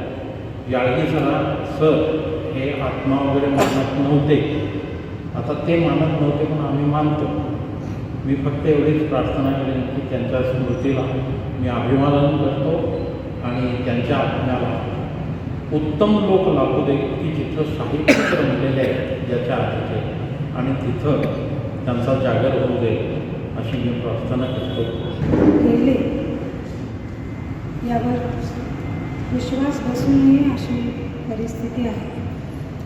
त्यांच्या अचानक जाण्याने ज्या ज्या क्षेत्रात ते कार्यरत होते, ज्या ज्या संस्थांच्यामध्ये ते कार्यरत होते त्यामध्ये प्रचंड पोकळी निर्माण झाली. त्यांच्या कुटुंबियांच्यावर हा खूप मोठा आघात आहे. त्या सर्वांच्या दुःखात अखिल भारतीय नाट्य परिषदेचे सर्व सभासद, नाट्यांगूरचे सर्व सभासद आणि कार्यकर्ते हृदयपूर्वक सहभागी आहेत. माधुरी म्हणाली तसं तरुण भारतातून निवृत्त झाल्यानंतर जवळजवळ 20-25 वर्ष लोकमान्य ग्रंथालय, वाग्मी चर्चा मंडळ, दरेकर नाट्यसंघ आणि बेळगावच्या आजूबाजूच्या पंचक्रोशीमध्ये जेवढी म्हणून साहित्य संमेलनं होतात त्या संमेलनातल्या ज्या चळवळी आहेत त्या वाढवण्याचं अतिशय मोलाचं काम अशोक याळगीने केलेलं आहे. सतत हसतमुख, उत्साही आणि कोपर खया मारण्याचा त्यांचा स्वभाव आहे. त्यामुळे ते असले की वातावरण कधीच तणावपूर्ण होत नसतं. लोकमान्याच्या माध्यमातून त्यांनी अनेक लोकांना लिहितं केलं, बोलतं केलं. कोविड काळातही झूमवरून अनेक कार्यक्रम केले. ग्रंथालयाची चळवळ त्यांनी सक्रिय ठेवली वाग्नेचरच्या मंडळाचं रंगरूप अक्षरशः यादीने बदलून टाकलं. आणि मग त्यानंतर अनेक कार्यक्रम आम्ही वाग्नेचरच्या मंडळामध्ये केले. त्याचं सगळं श्रेय खरं म्हणजे अशोक याळगीला आहे. हॉल कार्यक्रमासाठी देत असताना सुद्धा तो स्वच्छ आहे की नाही, त्याची सफाई झालेली की नाही, हे सगळं ते फोनवरून चौकशी करायचं, झाली नसेल तर ती करून घ्यायचं.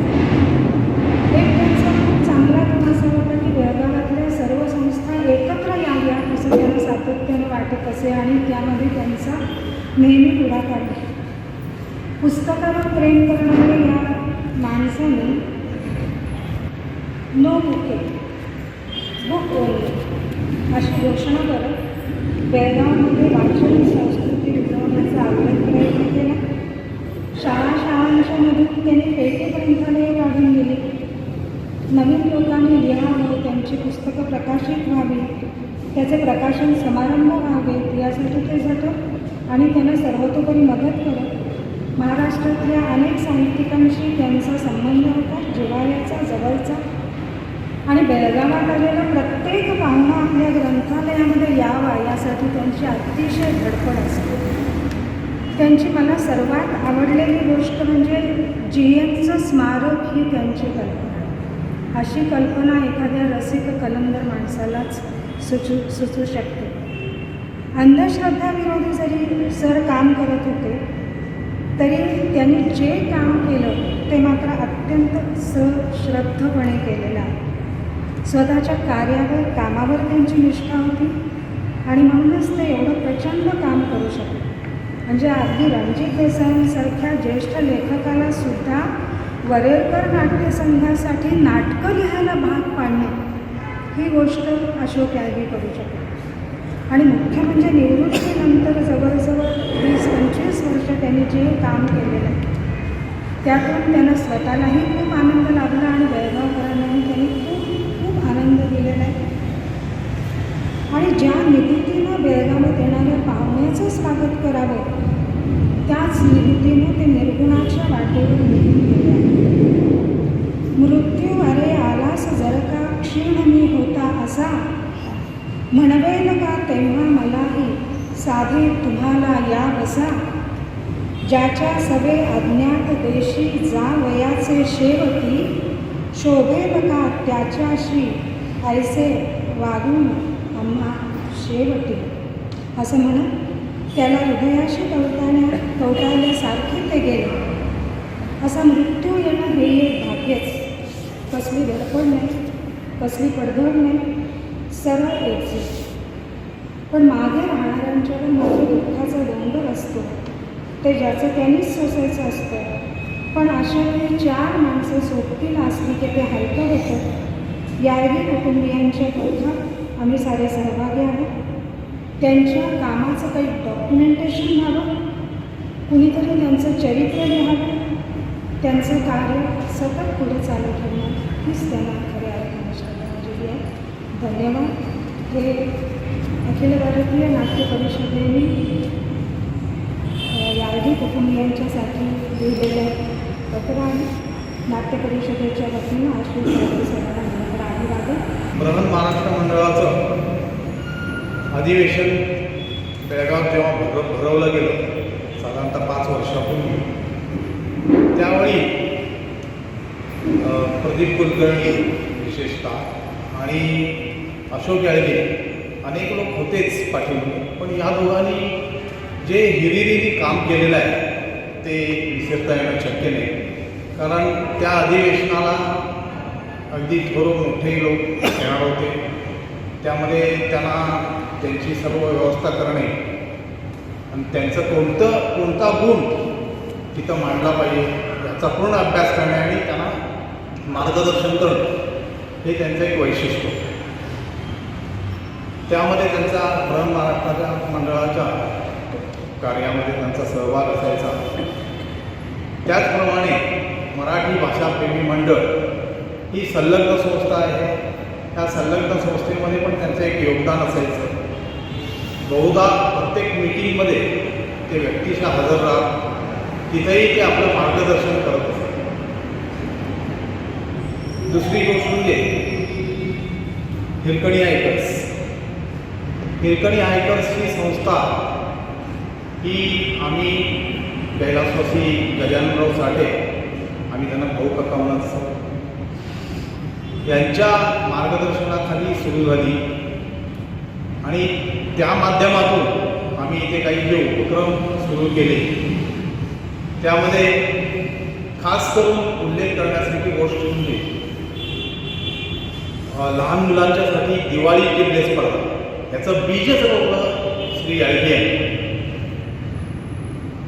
तरुण भारत प्रेसमध्ये त्याने आम्हाला बोलवलं आणि म्हटलं की हे सगळं लुप्त पावत आहे, तर या पोरांना उत्तेजन देण्यासाठी आपण किल्ले स्पर्धा ठेवूया आणि आपण त्यांना छोटी काही बक्षिसं देऊया, कारण त्या काळात कोणी बक्षिसं नसायची. मग आम्ही त्याला सहमती दर्शवली आणि गजाननराव साठेंच्या मार्गदर्शनाखाली आम्ही किल्ले परीक्षणासाठी विविध ठिकाणी गेलो. आश्चर्य म्हणजे ते जाहीर झाल्यानंतर पहिल्या वर्षी तर केवळ 8च स्पर्धक आले, तरी देखील आम्ही ते उत्साहाने रेटून नेलं. त्याच्या दुसऱ्या वर्षी तर 12 स्पर्धक आले. महत्त्वाचा भाग असा होता की आज कसं जे गुगल मॅपिंग किंवा प्रत्येक गोष्टीची माहिती, विस्तृत माहिती मिळते, त्या काळी काही नसायचं. एक ओबडधोबड किल्ल्याचा नकाशा असायचा आणि त्यातून त्या मुलांनी किल्ले साकारायचे. तर खरं बीज श्री याळगी सरांनी रोवलं. अक्षरयात्रांच्या माध्यमातून त्यांनी पूर्णतः आम्हाला सहकार्य केलं. आता एक छोटासा गमतीचा प्रसंग सांगतो की ज्या वेळेला आम्ही परीक्षणाला जात होतो त्यावेळी काही फॉर्म भरून घेतले जायचे तरुण भारत प्रेसमध्ये. तर त्यावेळेला आम्ही एक फॉर्मच्या माहितीप्रमाणे, पत्त्याप्रमाणे आम्ही भेंडी बाजारमध्ये गेलो आणि त्या स्पर्धकाचं नाव एका स्त्रीचं होतं आणि पहिल्यांदाच एखादी स्त्री किंवा मुलगी त्याच्यामध्ये सहभाग दर्शवत होती. तर भेंडी बाजारमध्ये एका अतिशय निमुळत्या जिन्याने वरती गेलो आम्ही. तर 2 स्त्रिया होत्या तिथे. त्या म्हणाल्या की इथे कुठे किल्ला नाही आहे. किल्ला नाही, मग किल्ला आहे मग आम्ही आलो. तर त्या म्हणाले की किल्ला मागे आहे. त्यांचा उद्देश असा होता की तो मुख्य बेळगावचा किल्ला जो आहे त्या संदर्भात त्यांनी माहिती दिली. आम्ही मागच्या गल्लीत गेलो, तिथेही काही किल्ला नाही. मग यांना परत येऊन विचारलं की अहो असं असं तरुण भारतमध्ये तुम्ही तुमचं नाव दिलेलं आहे. तर म्हणाल्या त्या बायका दोघी की म्हणजे वयस्क बायका होत्या. त्या म्हणाले की तरुण भारतमध्ये आम्ही गेलो होतो म्हणजे इथं कोणीतरी भामटे आले होते आणि आमच्या दोघांच्याही हातातले त्यांनी सोन्याची काकडी होती. आम्हाला दरबरून घामच फुटला की असं काही झालं. नंतर मग याळगी सरांना विचारलं काय हो हा फॉर्म कसला भरला तुम्ही. तर ते म्हणाले आणि गंमत केली जरा तुमची. असा एक निष्ठील आणि विनोदी स्वभाव त्यांचा होता. तर या माध्यमातून किंवा आमचा हिरकणी आयकर्सतर्फे SSLC परीक्षा मार्गदर्शन शिबिरसुद्धा आम्ही भरवतो. प्रश्नपत्रिकाही आम्ही संभाव्य प्रश्नपत्रिकाही तरुण भारतमध्ये देतो. त्यावेळेला सुद्धा त्यांचं मार्गदर्शन फार चांगल्या रीतीने लाभलं आणि या नवनवीन कल्पना त्यांच्याच माध्यमातून सुचू शकतात आणि ते कुणाकडून तरी करवून घेतात. हे त्यांचं वैशिष्ट्य होतं. आज विशेष म्हणजे बृहन महाराष्ट्र मंडळाच्या आमचा एक जो ग्रुप आहे त्या ग्रुपमध्ये मी एक संदेश पाठवला. सरांचं दुःखद निधन झालं. बहुतेक कार्यकारी मंडळांचे श्रद्धांजलीपर संदेश आले परत. तर अशा प्रकारे आम्हालाही दुःख होतं की आपल्यातला एक चांगला सहकारी आज नाही आहे. म्हणून आजच्या या प्रसंगी या तिन्ही संस्थांच्या तर्फे मी त्यांना भावपूर्ण श्रद्धांजली वाहतो. धन्यवाद. व बेळगावातील मागेच्या कवयित्री परिवारातर्फे माझ्या कविता रूपानं अशोक याळगी सरांना भावपूर्ण श्रद्धांजली अर्पण करतो. हृदयविकाराचा अनपेक्षित झटका लावून गेला सर्वांना चटका. हटेना डोळ्याकडून धीरगंभीर मूर्ती, कळालीच नाही क्रूर नीती. सोडून गेले सर्वांचे लाडके, तुम्हा आम्हाला करून पोरके. अचानक का तुम्ही गेला सर्वांना देऊन दुःख आला. आमच्यासाठी तरी परत यायला वाट पाहतोय आम्ही साक्षी नाही. मराठी जनांची प्रीती जागी झोळी अश्रू सुमनाची वाहतुकी श्रद्धांजली. अशोक केळगी सरांचा माझा सन्मान जवळजवळ 40 वर्ष आहे आणि दक्षिण महाराष्ट्र शिक्षण मंडळ मराठी विद्यालय आणि सुभाष कुटुंब मी त्यांना पूर्ण श्रद्धांजली. बेळगावमध्ये साहित्य क्षेत्रातील किंवा शैक्षणिक क्षेत्रातील आणि सामाजिक क्षेत्रातील कार्यकर्ते किंवा मान्यवर जेव्हा बेळगावला येते तेव्हा ती तरुण भारताशी संबंध असायचा आणि मग अशोकराव याडगी त्यांच्यावर असायचे आणि ते आमच्या स्टुडिओकडे त्या मान्यवरांना त्या पाहुण्यांना आमच्या स्टुडिओत घेऊन यायचे, स्टुडिओ दाखवायचे आणि एखादा पोर्ट्रेट काढून घ्यायचे. असे हे हिवाळ्याचे संबंध होते.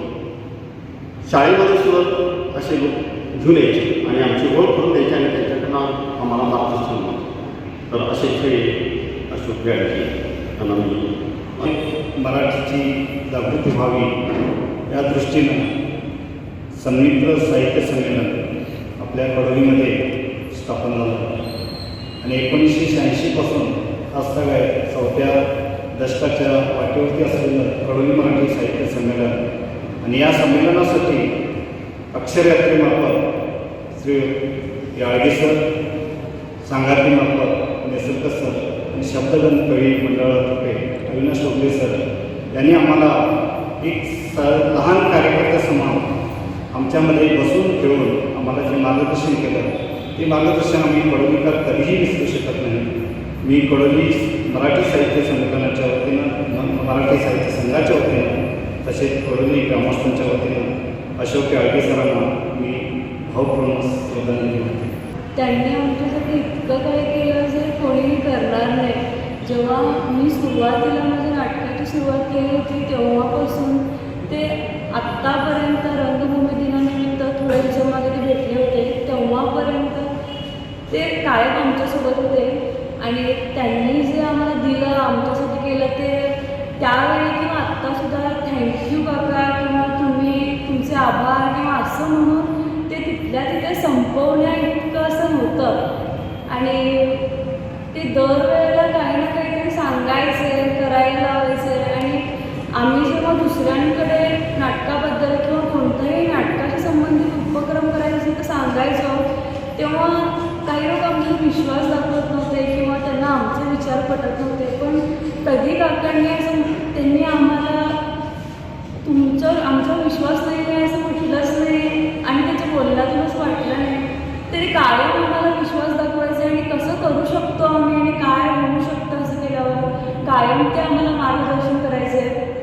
परवा रंगभूमी दिनानिमित्त थोड्या दिवसामागे ते भेटले होते त्यावेळी ते म्हणाले की काही असेल ते आम्ही करू, आम्ही बघू, आम्ही सगळी मदत तुम्हाला करू पण दरवर्षी कमीत कमी 4 नाटकं वरळीकर नाट्यसंघातर्फे आणि वाघमोड चर्चा मंडळातर्फे झाली पाहिजेत. आणि ते असं बोलल्यानंतर असं वाटलं की आता 6-7 महिने नाटकाचा संबंध तुटला होता आणि यानंतर कसं करायचं, काय करायचं असं मनात जी भीती होती, खूप प्रश्न होते ते असे लगेच असे गेले होते. ते त्यांचं बोलण्याचा सगळं तसा होता की आम्हाला खूप एनर्जी यायची आणि ते होते म्हणून आम्ही बिंदास जायचो. माझी एक मैत्रीण आहे ती मुंबईमध्ये नाटक करते. तिच्यासोबत बोलताना ती म्हणाली, आम्ही तिला सांगत होतो की आम्ही इथे प्रॅक्टिस करतो वरळीकरमध्ये, वाघमोड चर्चा मंडळामध्ये करतो, तेव्हा तुम्हाला असं हॉल मिळतोय, स्टेज मिळतं आहे असं ती म्हणत होती.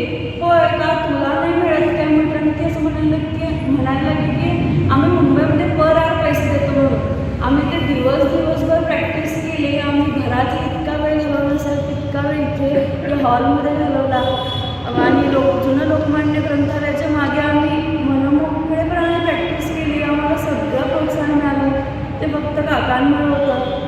कदाचित त्यांनी जे केलं आमच्यासाठी ते कोणी करेल की नाही माहीत नाही पण असं एका क्षणासाठी वाटलं की आता काय करायचं. किंवा काही दिवसांपूर्वी आम्ही फोटो बघत होतो घरात तेव्हा माझी मैत्रीण विचारली की असं आम्ही टेबलवरती नाटकानंतर जेवायला गेलो होतो कोल्हापूरवरून येताना राज्यनाट्य स्पर्धा संपवून, तेव्हा ते असं टेबलच्या इकडे असं सेंटर चेअर असं तिथे बसले होते आणि तिथून असा खिडकीतून प्रकाश येत होता आणि माझी मैत्रीण विचारली की ते हायलाईट होत होते ते कोण आहेत म्हणून. तर मी सांगण्याच्या आधीच माझी आई म्हणाली की ते त्यांचे हेड ऑफ द फॅमिली आहेत म्हणून.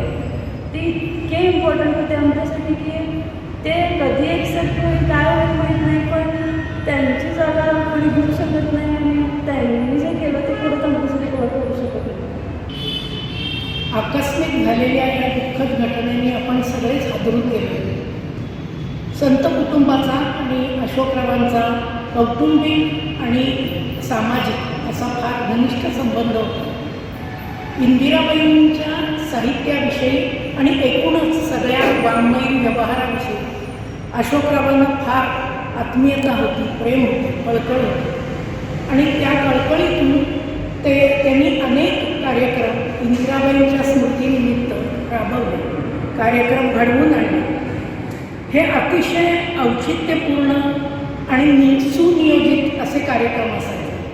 आणि हा कार्यक्रम पूर्ण होताना ते एखाद्या कुटुंब प्रमुखाच्या भूमिकेत असायचे आणि ती भूमिका ते अतिशय विश्वासपूर्ण आणि तरीही आस्थापूर्वक अशी पार पाडायचे. या कार्यक्रमासाठी येणाऱ्या सर्व साहित्यिक आणि कलावंतांविषयी त्यांच्या मनात असलेलं प्रेम आणि आदर हा त्यांच्या वागण्यातनं दिसायचा.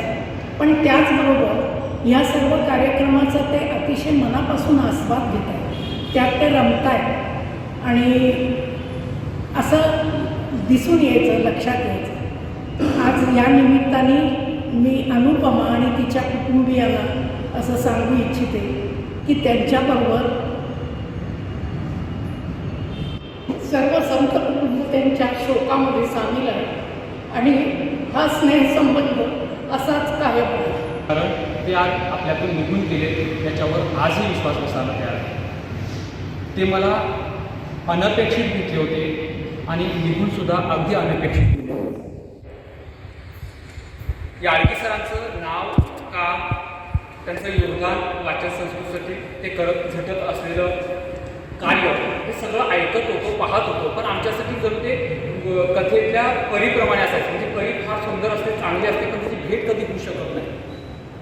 आणि अशा मानसिकतेत असताना मला एक दिवस बसमधून माझ्या गावी जात होतो कामावरून आणि याळगी सरांचा फोन आला आणि त्यांनी फोन उचलल्यानंतर ते बोलले की मी अशोक याळगी बोलतोय. आणि या बोलल्यानंतर अक्षरशः मला विश्वास बसत नव्हता. 2 मिनटं संवाद झाला, पण त्या 2 मिनटानंतर मी जे काही हवेत होतो तो माझं गाव ओलांडून गेल्यानंतर सुद्धा बसमधून उतरायची मला सुचलं नाही. आणि त्यानंतर पुन्हा ते याळगी सरांचाच फोन आला का हे पाहण्यासाठी मी पुन्हा एकदा सरांना फोन करून खात्री करून घेतली की याळगी सर होते आणि त्यांनी मला लोकमान्य ग्रंथालयातर्फे वृषाली मराठे आणि तुमचा दोघांचा कवितांचा कार्यक्रम करायचा आहे. आणि त्यानंतर त्यांनी सुचवल्यानंतर तो जो कार्यक्रम झाला तो कार्यक्रम यशस्वी झालाच. पण अशोक आलगोंडी म्हणून त्यानंतर जी ओळख मिळाली ते त्या कार्यक्रमानंतर आणि अशोक याळगी सरानंतर. तेव्हापासून माझ्या पाठीवरती जो हात ठेवला तो आजपर्यंत त्यांनी कधी काढला नव्हता. कारण मला जे काही करायचं असेल त्यावेळी मी पहिला सरांना जाऊन भेटायचो की सर मला हे करायचं आहे, काय करू, कसं करू. त्यावेळी ते नेहमीच मला मार्गदर्शन करायचे, प्रोत्साहित करायचे.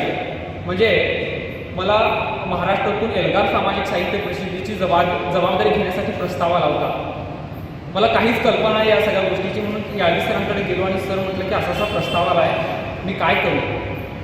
तर ते म्हणायला लागले की अशोक तू जबाबदारी स्वीकार, ते काम करू शकशील किती मला माहिती नाही, पण एक गोष्ट खरी होईल की तुला महाराष्ट्राचं व्यासपीठ मात्र यामधून पुढं होईल. आणि मग ते करत राहिलो आणि त्या सरांनी म्हटल्याप्रमाणे तसं घडतही राहिलं.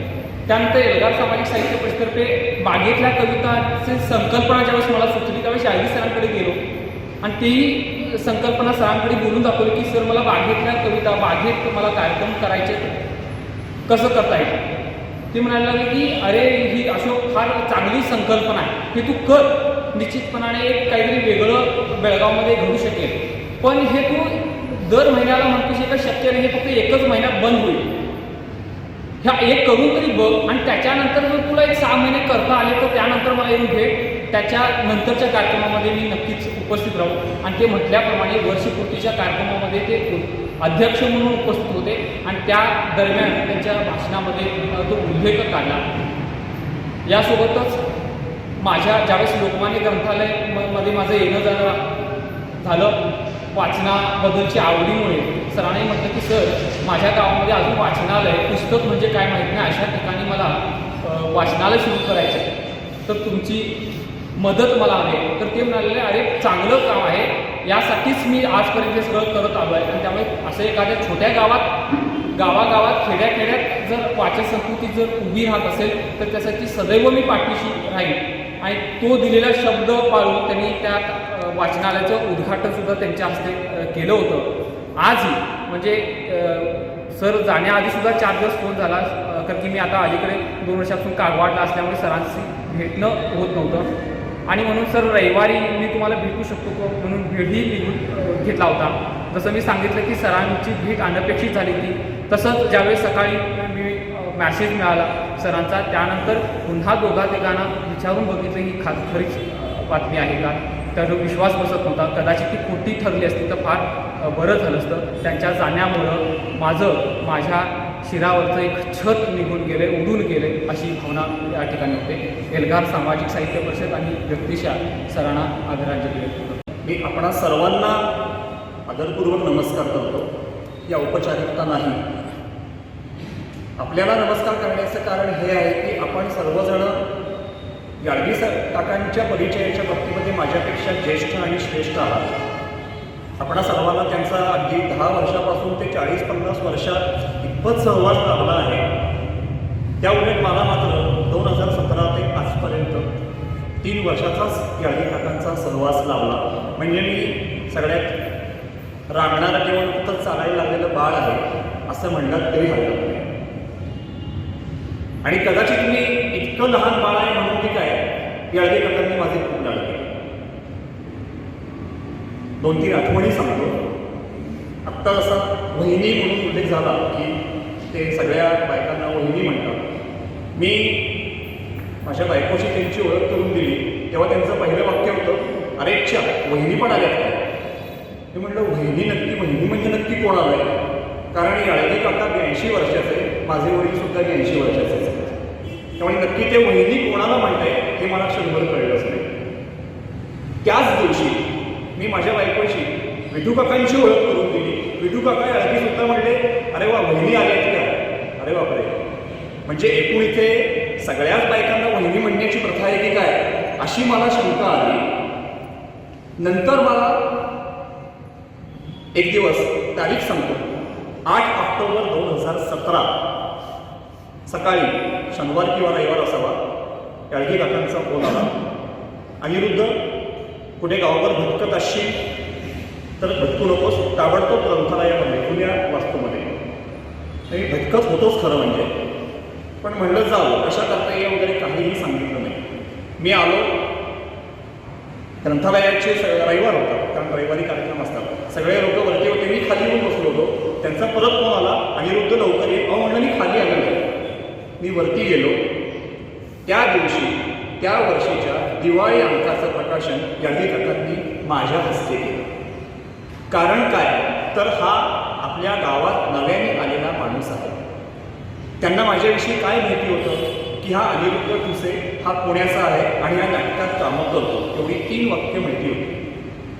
त्यांनी जेव्हा माझी ओळख करून दिली तेव्हा या 3च वाक्यामध्ये ओळख करून दिली की हा अनिरुद्ध ठुसे हा नाटकवेडा आहे आणि हा पुण्याचा आहे. आणि त्यांचं 4थं वाक्य होतं, हा जरी पुण्याचा असला तरी लवकरच हा बेळगावकर होईल याची मला खात्री आहे. आणि याळगी काकांचे ते शब्द आज 3 वर्षांनी शब्दशः खरे ठरलेले आहेत. मी पुणेकरचा बेळगावकर कधी झालो हे माझ्या नकळत घडून आलं, याला सर्वस्वी जबाबदार ही व्यक्ती आहे. दुसरी अजून एक आठवण मला त्यांची सांगावीशी वाटते की शारदावोत्सवाच्या एका स्पर्धेला पुढच्या वर्षी मला वाटतं परीक्षक म्हणून मला फोन आला. तेव्हा त्या आयोजकांनी सांगितलं, अशोक याळगींनी मला तुमचा नंबर दिलेला आहे. म्हणजे तिथे सुद्धा अशोक याळगी याच व्यक्तीने मला इंट्रोड्यूस केलं. इथे मी जे जे काही नाट्यविषयक उपक्रम केले, नाटकाचे प्रयोग केले, शब्द नावाची एकपात्री स्पर्धा केली, ही सर्वस्वी फक्त मी कल्पना मांडली, ही प्रत्यक्षात उतरवण्याचं काम अशोक काका याळगी यांनीच केलेलं आहे. पुण्याला असतोस, पुण्यावरनं येताना तिकडनं एवढी अशी पुस्तकं घेऊन ये ग्रंथालयासाठी असं फोन करून ते हक्काने मला सांगायचे. घेऊन येतोस का, जमेल का, नाही घेऊन ये. आणि आनंदाने मी ते काम करायचो की आज कोणीतरी हक्काने मला काहीतरी सांगतंय. मगाशी मी तो दिवाळी अंकाच्या प्रकाशनाचा उल्लेख केला. दुसऱ्या दिवशी तरुण भारतमध्ये त्याचं सगळं कव्हरेज आलं. मी खरं सांगतो, मला इतक्या कौतुकाची अजिबात सवय नाही, कारण मी पुणेकर आहे. मला पेपरात फोटो येण्याची अजिबात सवय नाही, कारण मी पुणेकर आहे. आणि पुणेकर सगळीकडे हां ठीक आहे, बरं आहे, याच्यापेक्षा वेगळ्या भावनेने बघूच शकत नाही. त्या उलट इथे मला एवढं कौतुक लाभतंय. आणि त्या सगळ्या कौतुकामागे ही व्यक्ती होती इतके दिवस. ह्याबद्दल मी किती कृतज्ञता व्यक्त करू मला खरंच कळत नाही. मी त्यांना कायम हसतानाच बघितलेलं, मी त्यांना कायम विनोद करताना बघितलेला. शाब्दिक आणि मार्मिक विनोद ते अत्यंत सुंदररित्या करायचे. मी एकदाच त्यांना फक्त खूप चिडलेलं बघितलं. इथे मी कामगारांच्या कवितांवर एक कार्यक्रम केला होता, श्रमिका तुझ्यासाठी, त्यात काकडे कुणी गायला होता. तो कार्यक्रम लोकमान्य ग्रंथालयात करण्याचा हॉल बुक करण्याकरता मी गेलो होतो. तेव्हा त्या दिवशी काय झालं होतं माहिती नाही, अशोक काका खूप चिडले होते. मी म्हटलं मला कार्यक्रम करायचा आहे, काय जे काय असेल मी भाडं पण द्यायला तयार आहे, 1 तासाचा कार्यक्रम आहे. नाही काही नाही, इतके दिवस आम्ही सगळ्यांसाठी सगळं केलं, पण ह्या लोकांनी आमची कदर ठेवली नाही. मला आम्ही काय केलं हेही कळलं नाही आणि कोणी कदर ठेवली हेही कळलं नाही. पण ते कोणावर तरी चिडले होते, त्यांनी कोणाची नावं घेतली नाही आणि मीही विचारलं नाही. पण त्या दिवशी ते खूप संतापात होते. कार्यक्रम त्यांनी मला करून दिला. तो एक प्रसंग सोडला तर मी याळगी काकांना परवापर्यंत कधीही चिडलेलं, संतापलेलं, रागावलेलं असं पाहिलं नाही. माझ्या प्रत्येक नाटकाच्या इथल्या प्रयोगाला पहिल्या खुर्चीमध्ये ते असायचे. 2 वर्ष मी शब्दाची एकपात्री स्पर्धा केली. सकाळी 10 ते संध्याकाळी 5:30 स्पर्धा संपेपर्यंत विठू काका याळगी आणि अशोक याळगी पूर्ण स्पर्धाभर या खुर्च्यांवर बसून राहिले होते. मला भास झाला की इथे 2 वटवृक्ष बसलेत की काय, आणि तेच मला सावली देता येते असाच भास मला झाला. कारण विठू काका मला म्हटले की मी उद्घाटनाला येतो पण जरा वेळात निघून जातो. आणि 2 वर्ष विठू काका असं म्हणजे 2 वर्ष ते पूर्ण स्पर्धाभर थांबले होते. याच्यापेक्षा वेगळं अजून काय पाहिजे. अजून एक गंमत सांगतो. बेळगावात आल्यावर पहिला फोन मी निराताई तुम्हाला केला होता. गेली कित्येक वर्ष बालिका आदर्श विद्यालयातील विद्यार्थिनींसाठी त्यांनी जी वाचन चळवळ सुरू केलेली आहे. मुळातर्फे बालिका आदर्श विद्यालय दत्तक घेतले गेले आणि त्या माध्यमातून आज बऱ्याचशा मुली पुढे येत आहेत. मला वाटतं मागच्याच वेळेला जी ऑनलाईन स्पर्धा झाली त्या संदर्भात शाळेत आले होते, त्यावेळेला त्यांची माझी गाठभेट झाली आणि मी सांगितले की अजूनही मला नाट्यस्पर्धा घ्यायची राहिल्या होत्या, तर काय करता येईल. त्यावेळेला माझ्या घाबरतो कशाला, आपण ते बुलतच्या वतीने लोकमान्य ग्रंथालयाच्या वतीने गेले. गेली अनेक वर्ष साहित्य संमेलनाच्या माध्यमातून त्यांची माझी गाठभेट होती. ही सातत्यानं लक्षवेधी असो किंवा चंदगड सोसायटी असो, कारण चंदगड सोसायटीचे बरेचसे कार्यक्रम वाङ्मय चर्चा म्हणून होत असतात, त्या माध्यमातून असो. आणि त्यानंतर मला वाटतं शिक्षक संघाच्या माध्यमातून सुद्धा बऱ्याच वेळा त्यांचं सहकार्य मिळालं. पण बालिका आदर्श विषयीचे जे प्रेम जे आहे ते मला वाटतं माणसं बदलतील, ते काम चालू राहील, पण अशी माणसं मिळणं मुश्किल.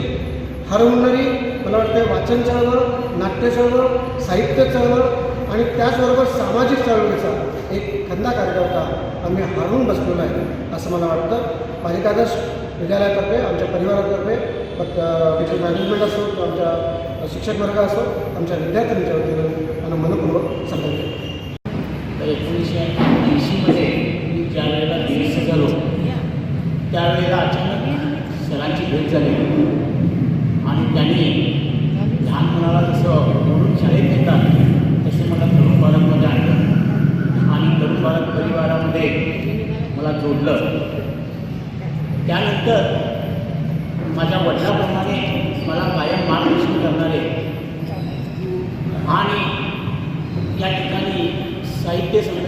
येतात ग्रामीण भागामध्ये, त्या सगळ्या संमेलनांना एकमेकाला जोडण्याचं काम, जसं रेल्वेचे डबे एकमेकाला जोडलेले असतात तसं या सगळ्या संमेलनांना जोडायचं आणि दरवर्षी एक ना एक संमेलन त्याच्यामध्ये वाढवायचं हे काम याळगी सरांनी केलं.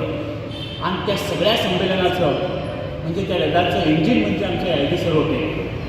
या सीमा भागामध्ये मराठी चळवळ वाढवण्यासाठी तळमळीनं प्रयत्न करणारे आणि फक्त आशीर्वाद नाही, साहित्यिक मिळवून देणे, त्याच्याबरोबर त्या साहित्य संमेलनाला आर्थिक मदत मिळवून देण्याचंही काम त्यांनी केलं.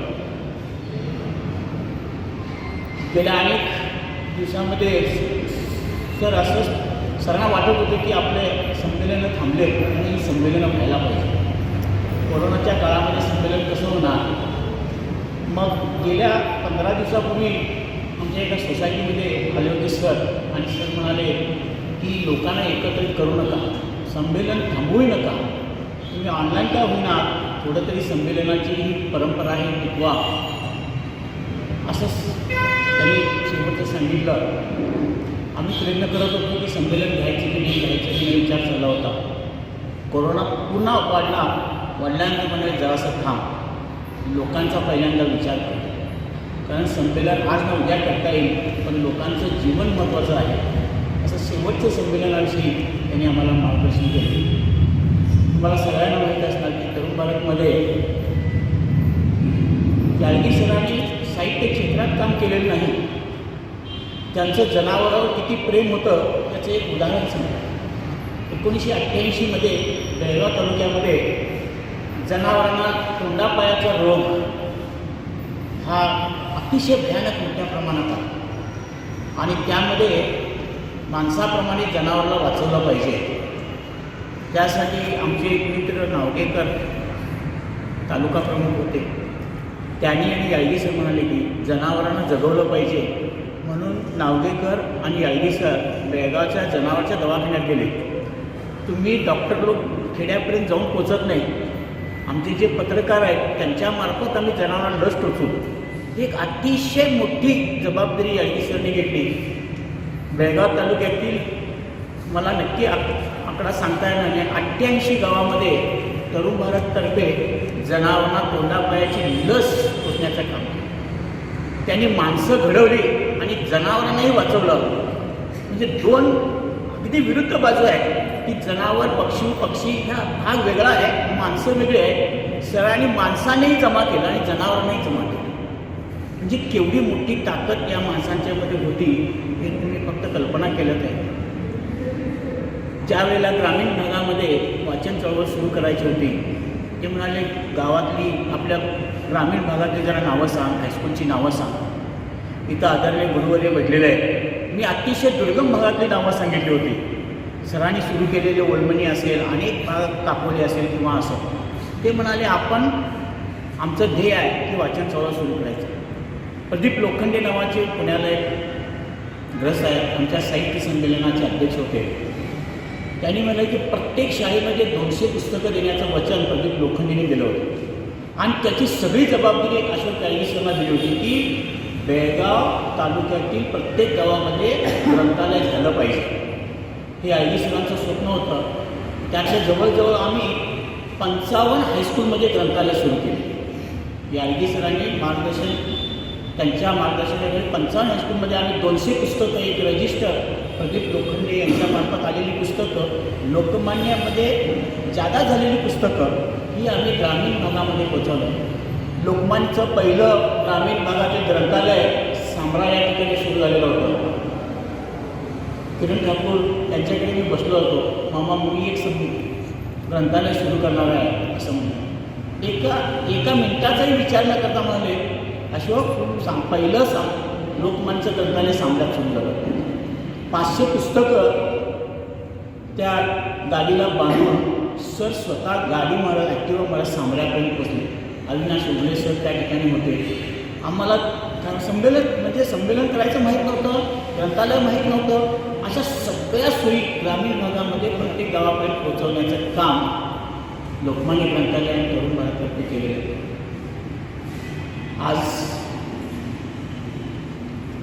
त्यांच्याविषयी बोलताना फक्त माणूस जोडण्याचं काम त्यांनी तालुक्यात केलं. माणसाबरोबर माणसावर कसं प्रेम करायचं त्यांनी शिकवलं. आज सर आमच्यात नाही, त्यांना आदराची झाली. अध्यक्ष आपले परमपूज्य 1943 पासूनचे राजकीय गुरु मापते पंडितबाई अतिशय चांगली भाषणं, विचार साहित्यिकांचे, पत्रकारांचे, त्यांच्या सहकाऱ्यांचे, मित्रांचे सगळे विचार यामध्ये निघून घेऊन गेले.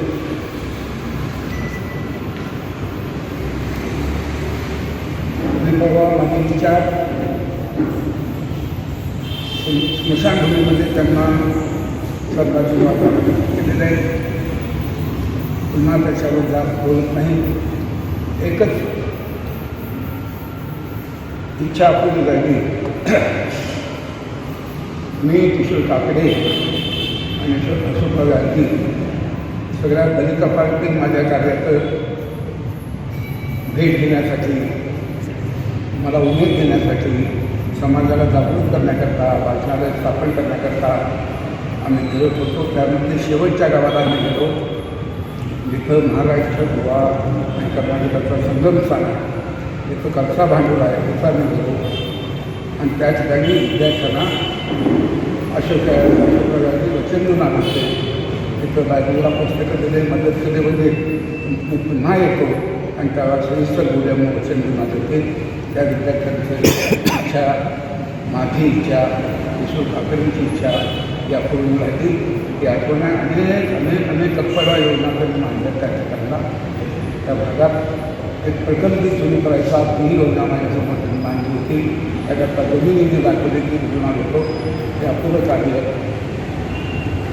पूर्ण करण्याच्या दृष्टीनं पुढं आम्हाला शक्य आहे थोडं करत जाऊन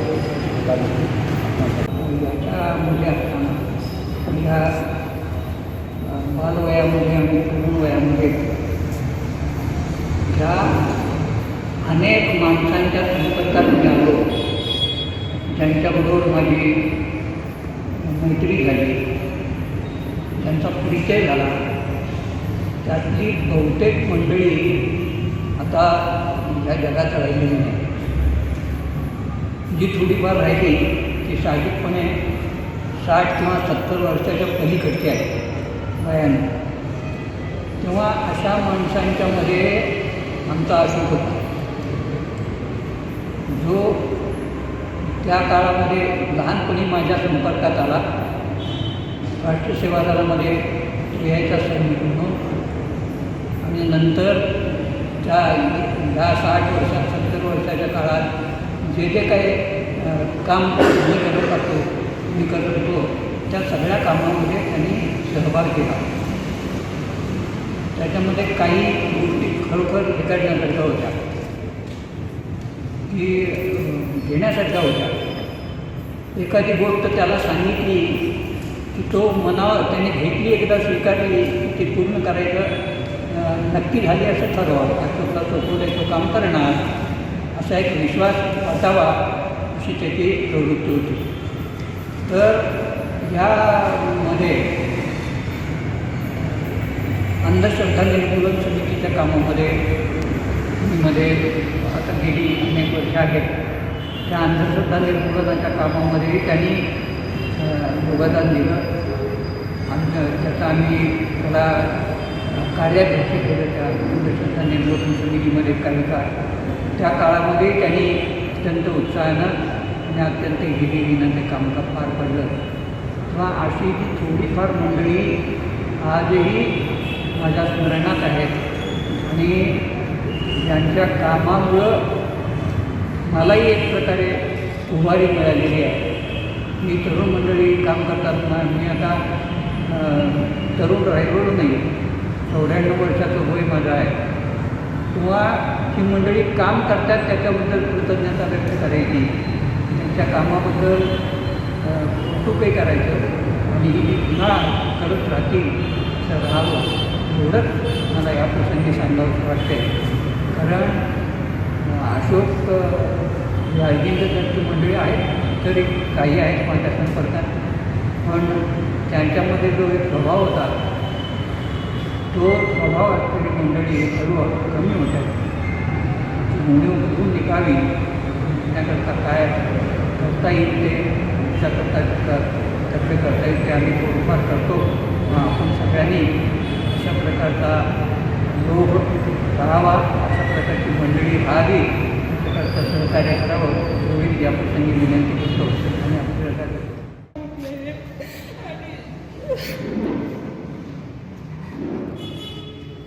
आम्ही 11 वर्ष पूर्ण होतात आम्हाला फेब्रुवारीमध्ये.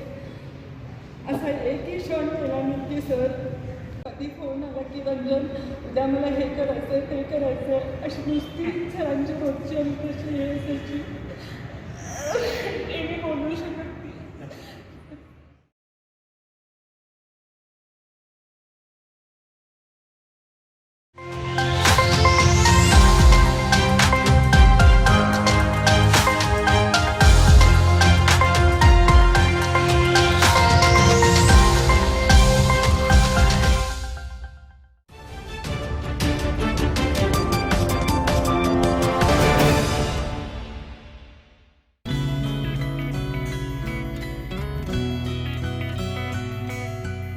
कधी कधी हे छोटे क्षण सुद्धा कोणाला तरी खूप आनंद देऊन जातात.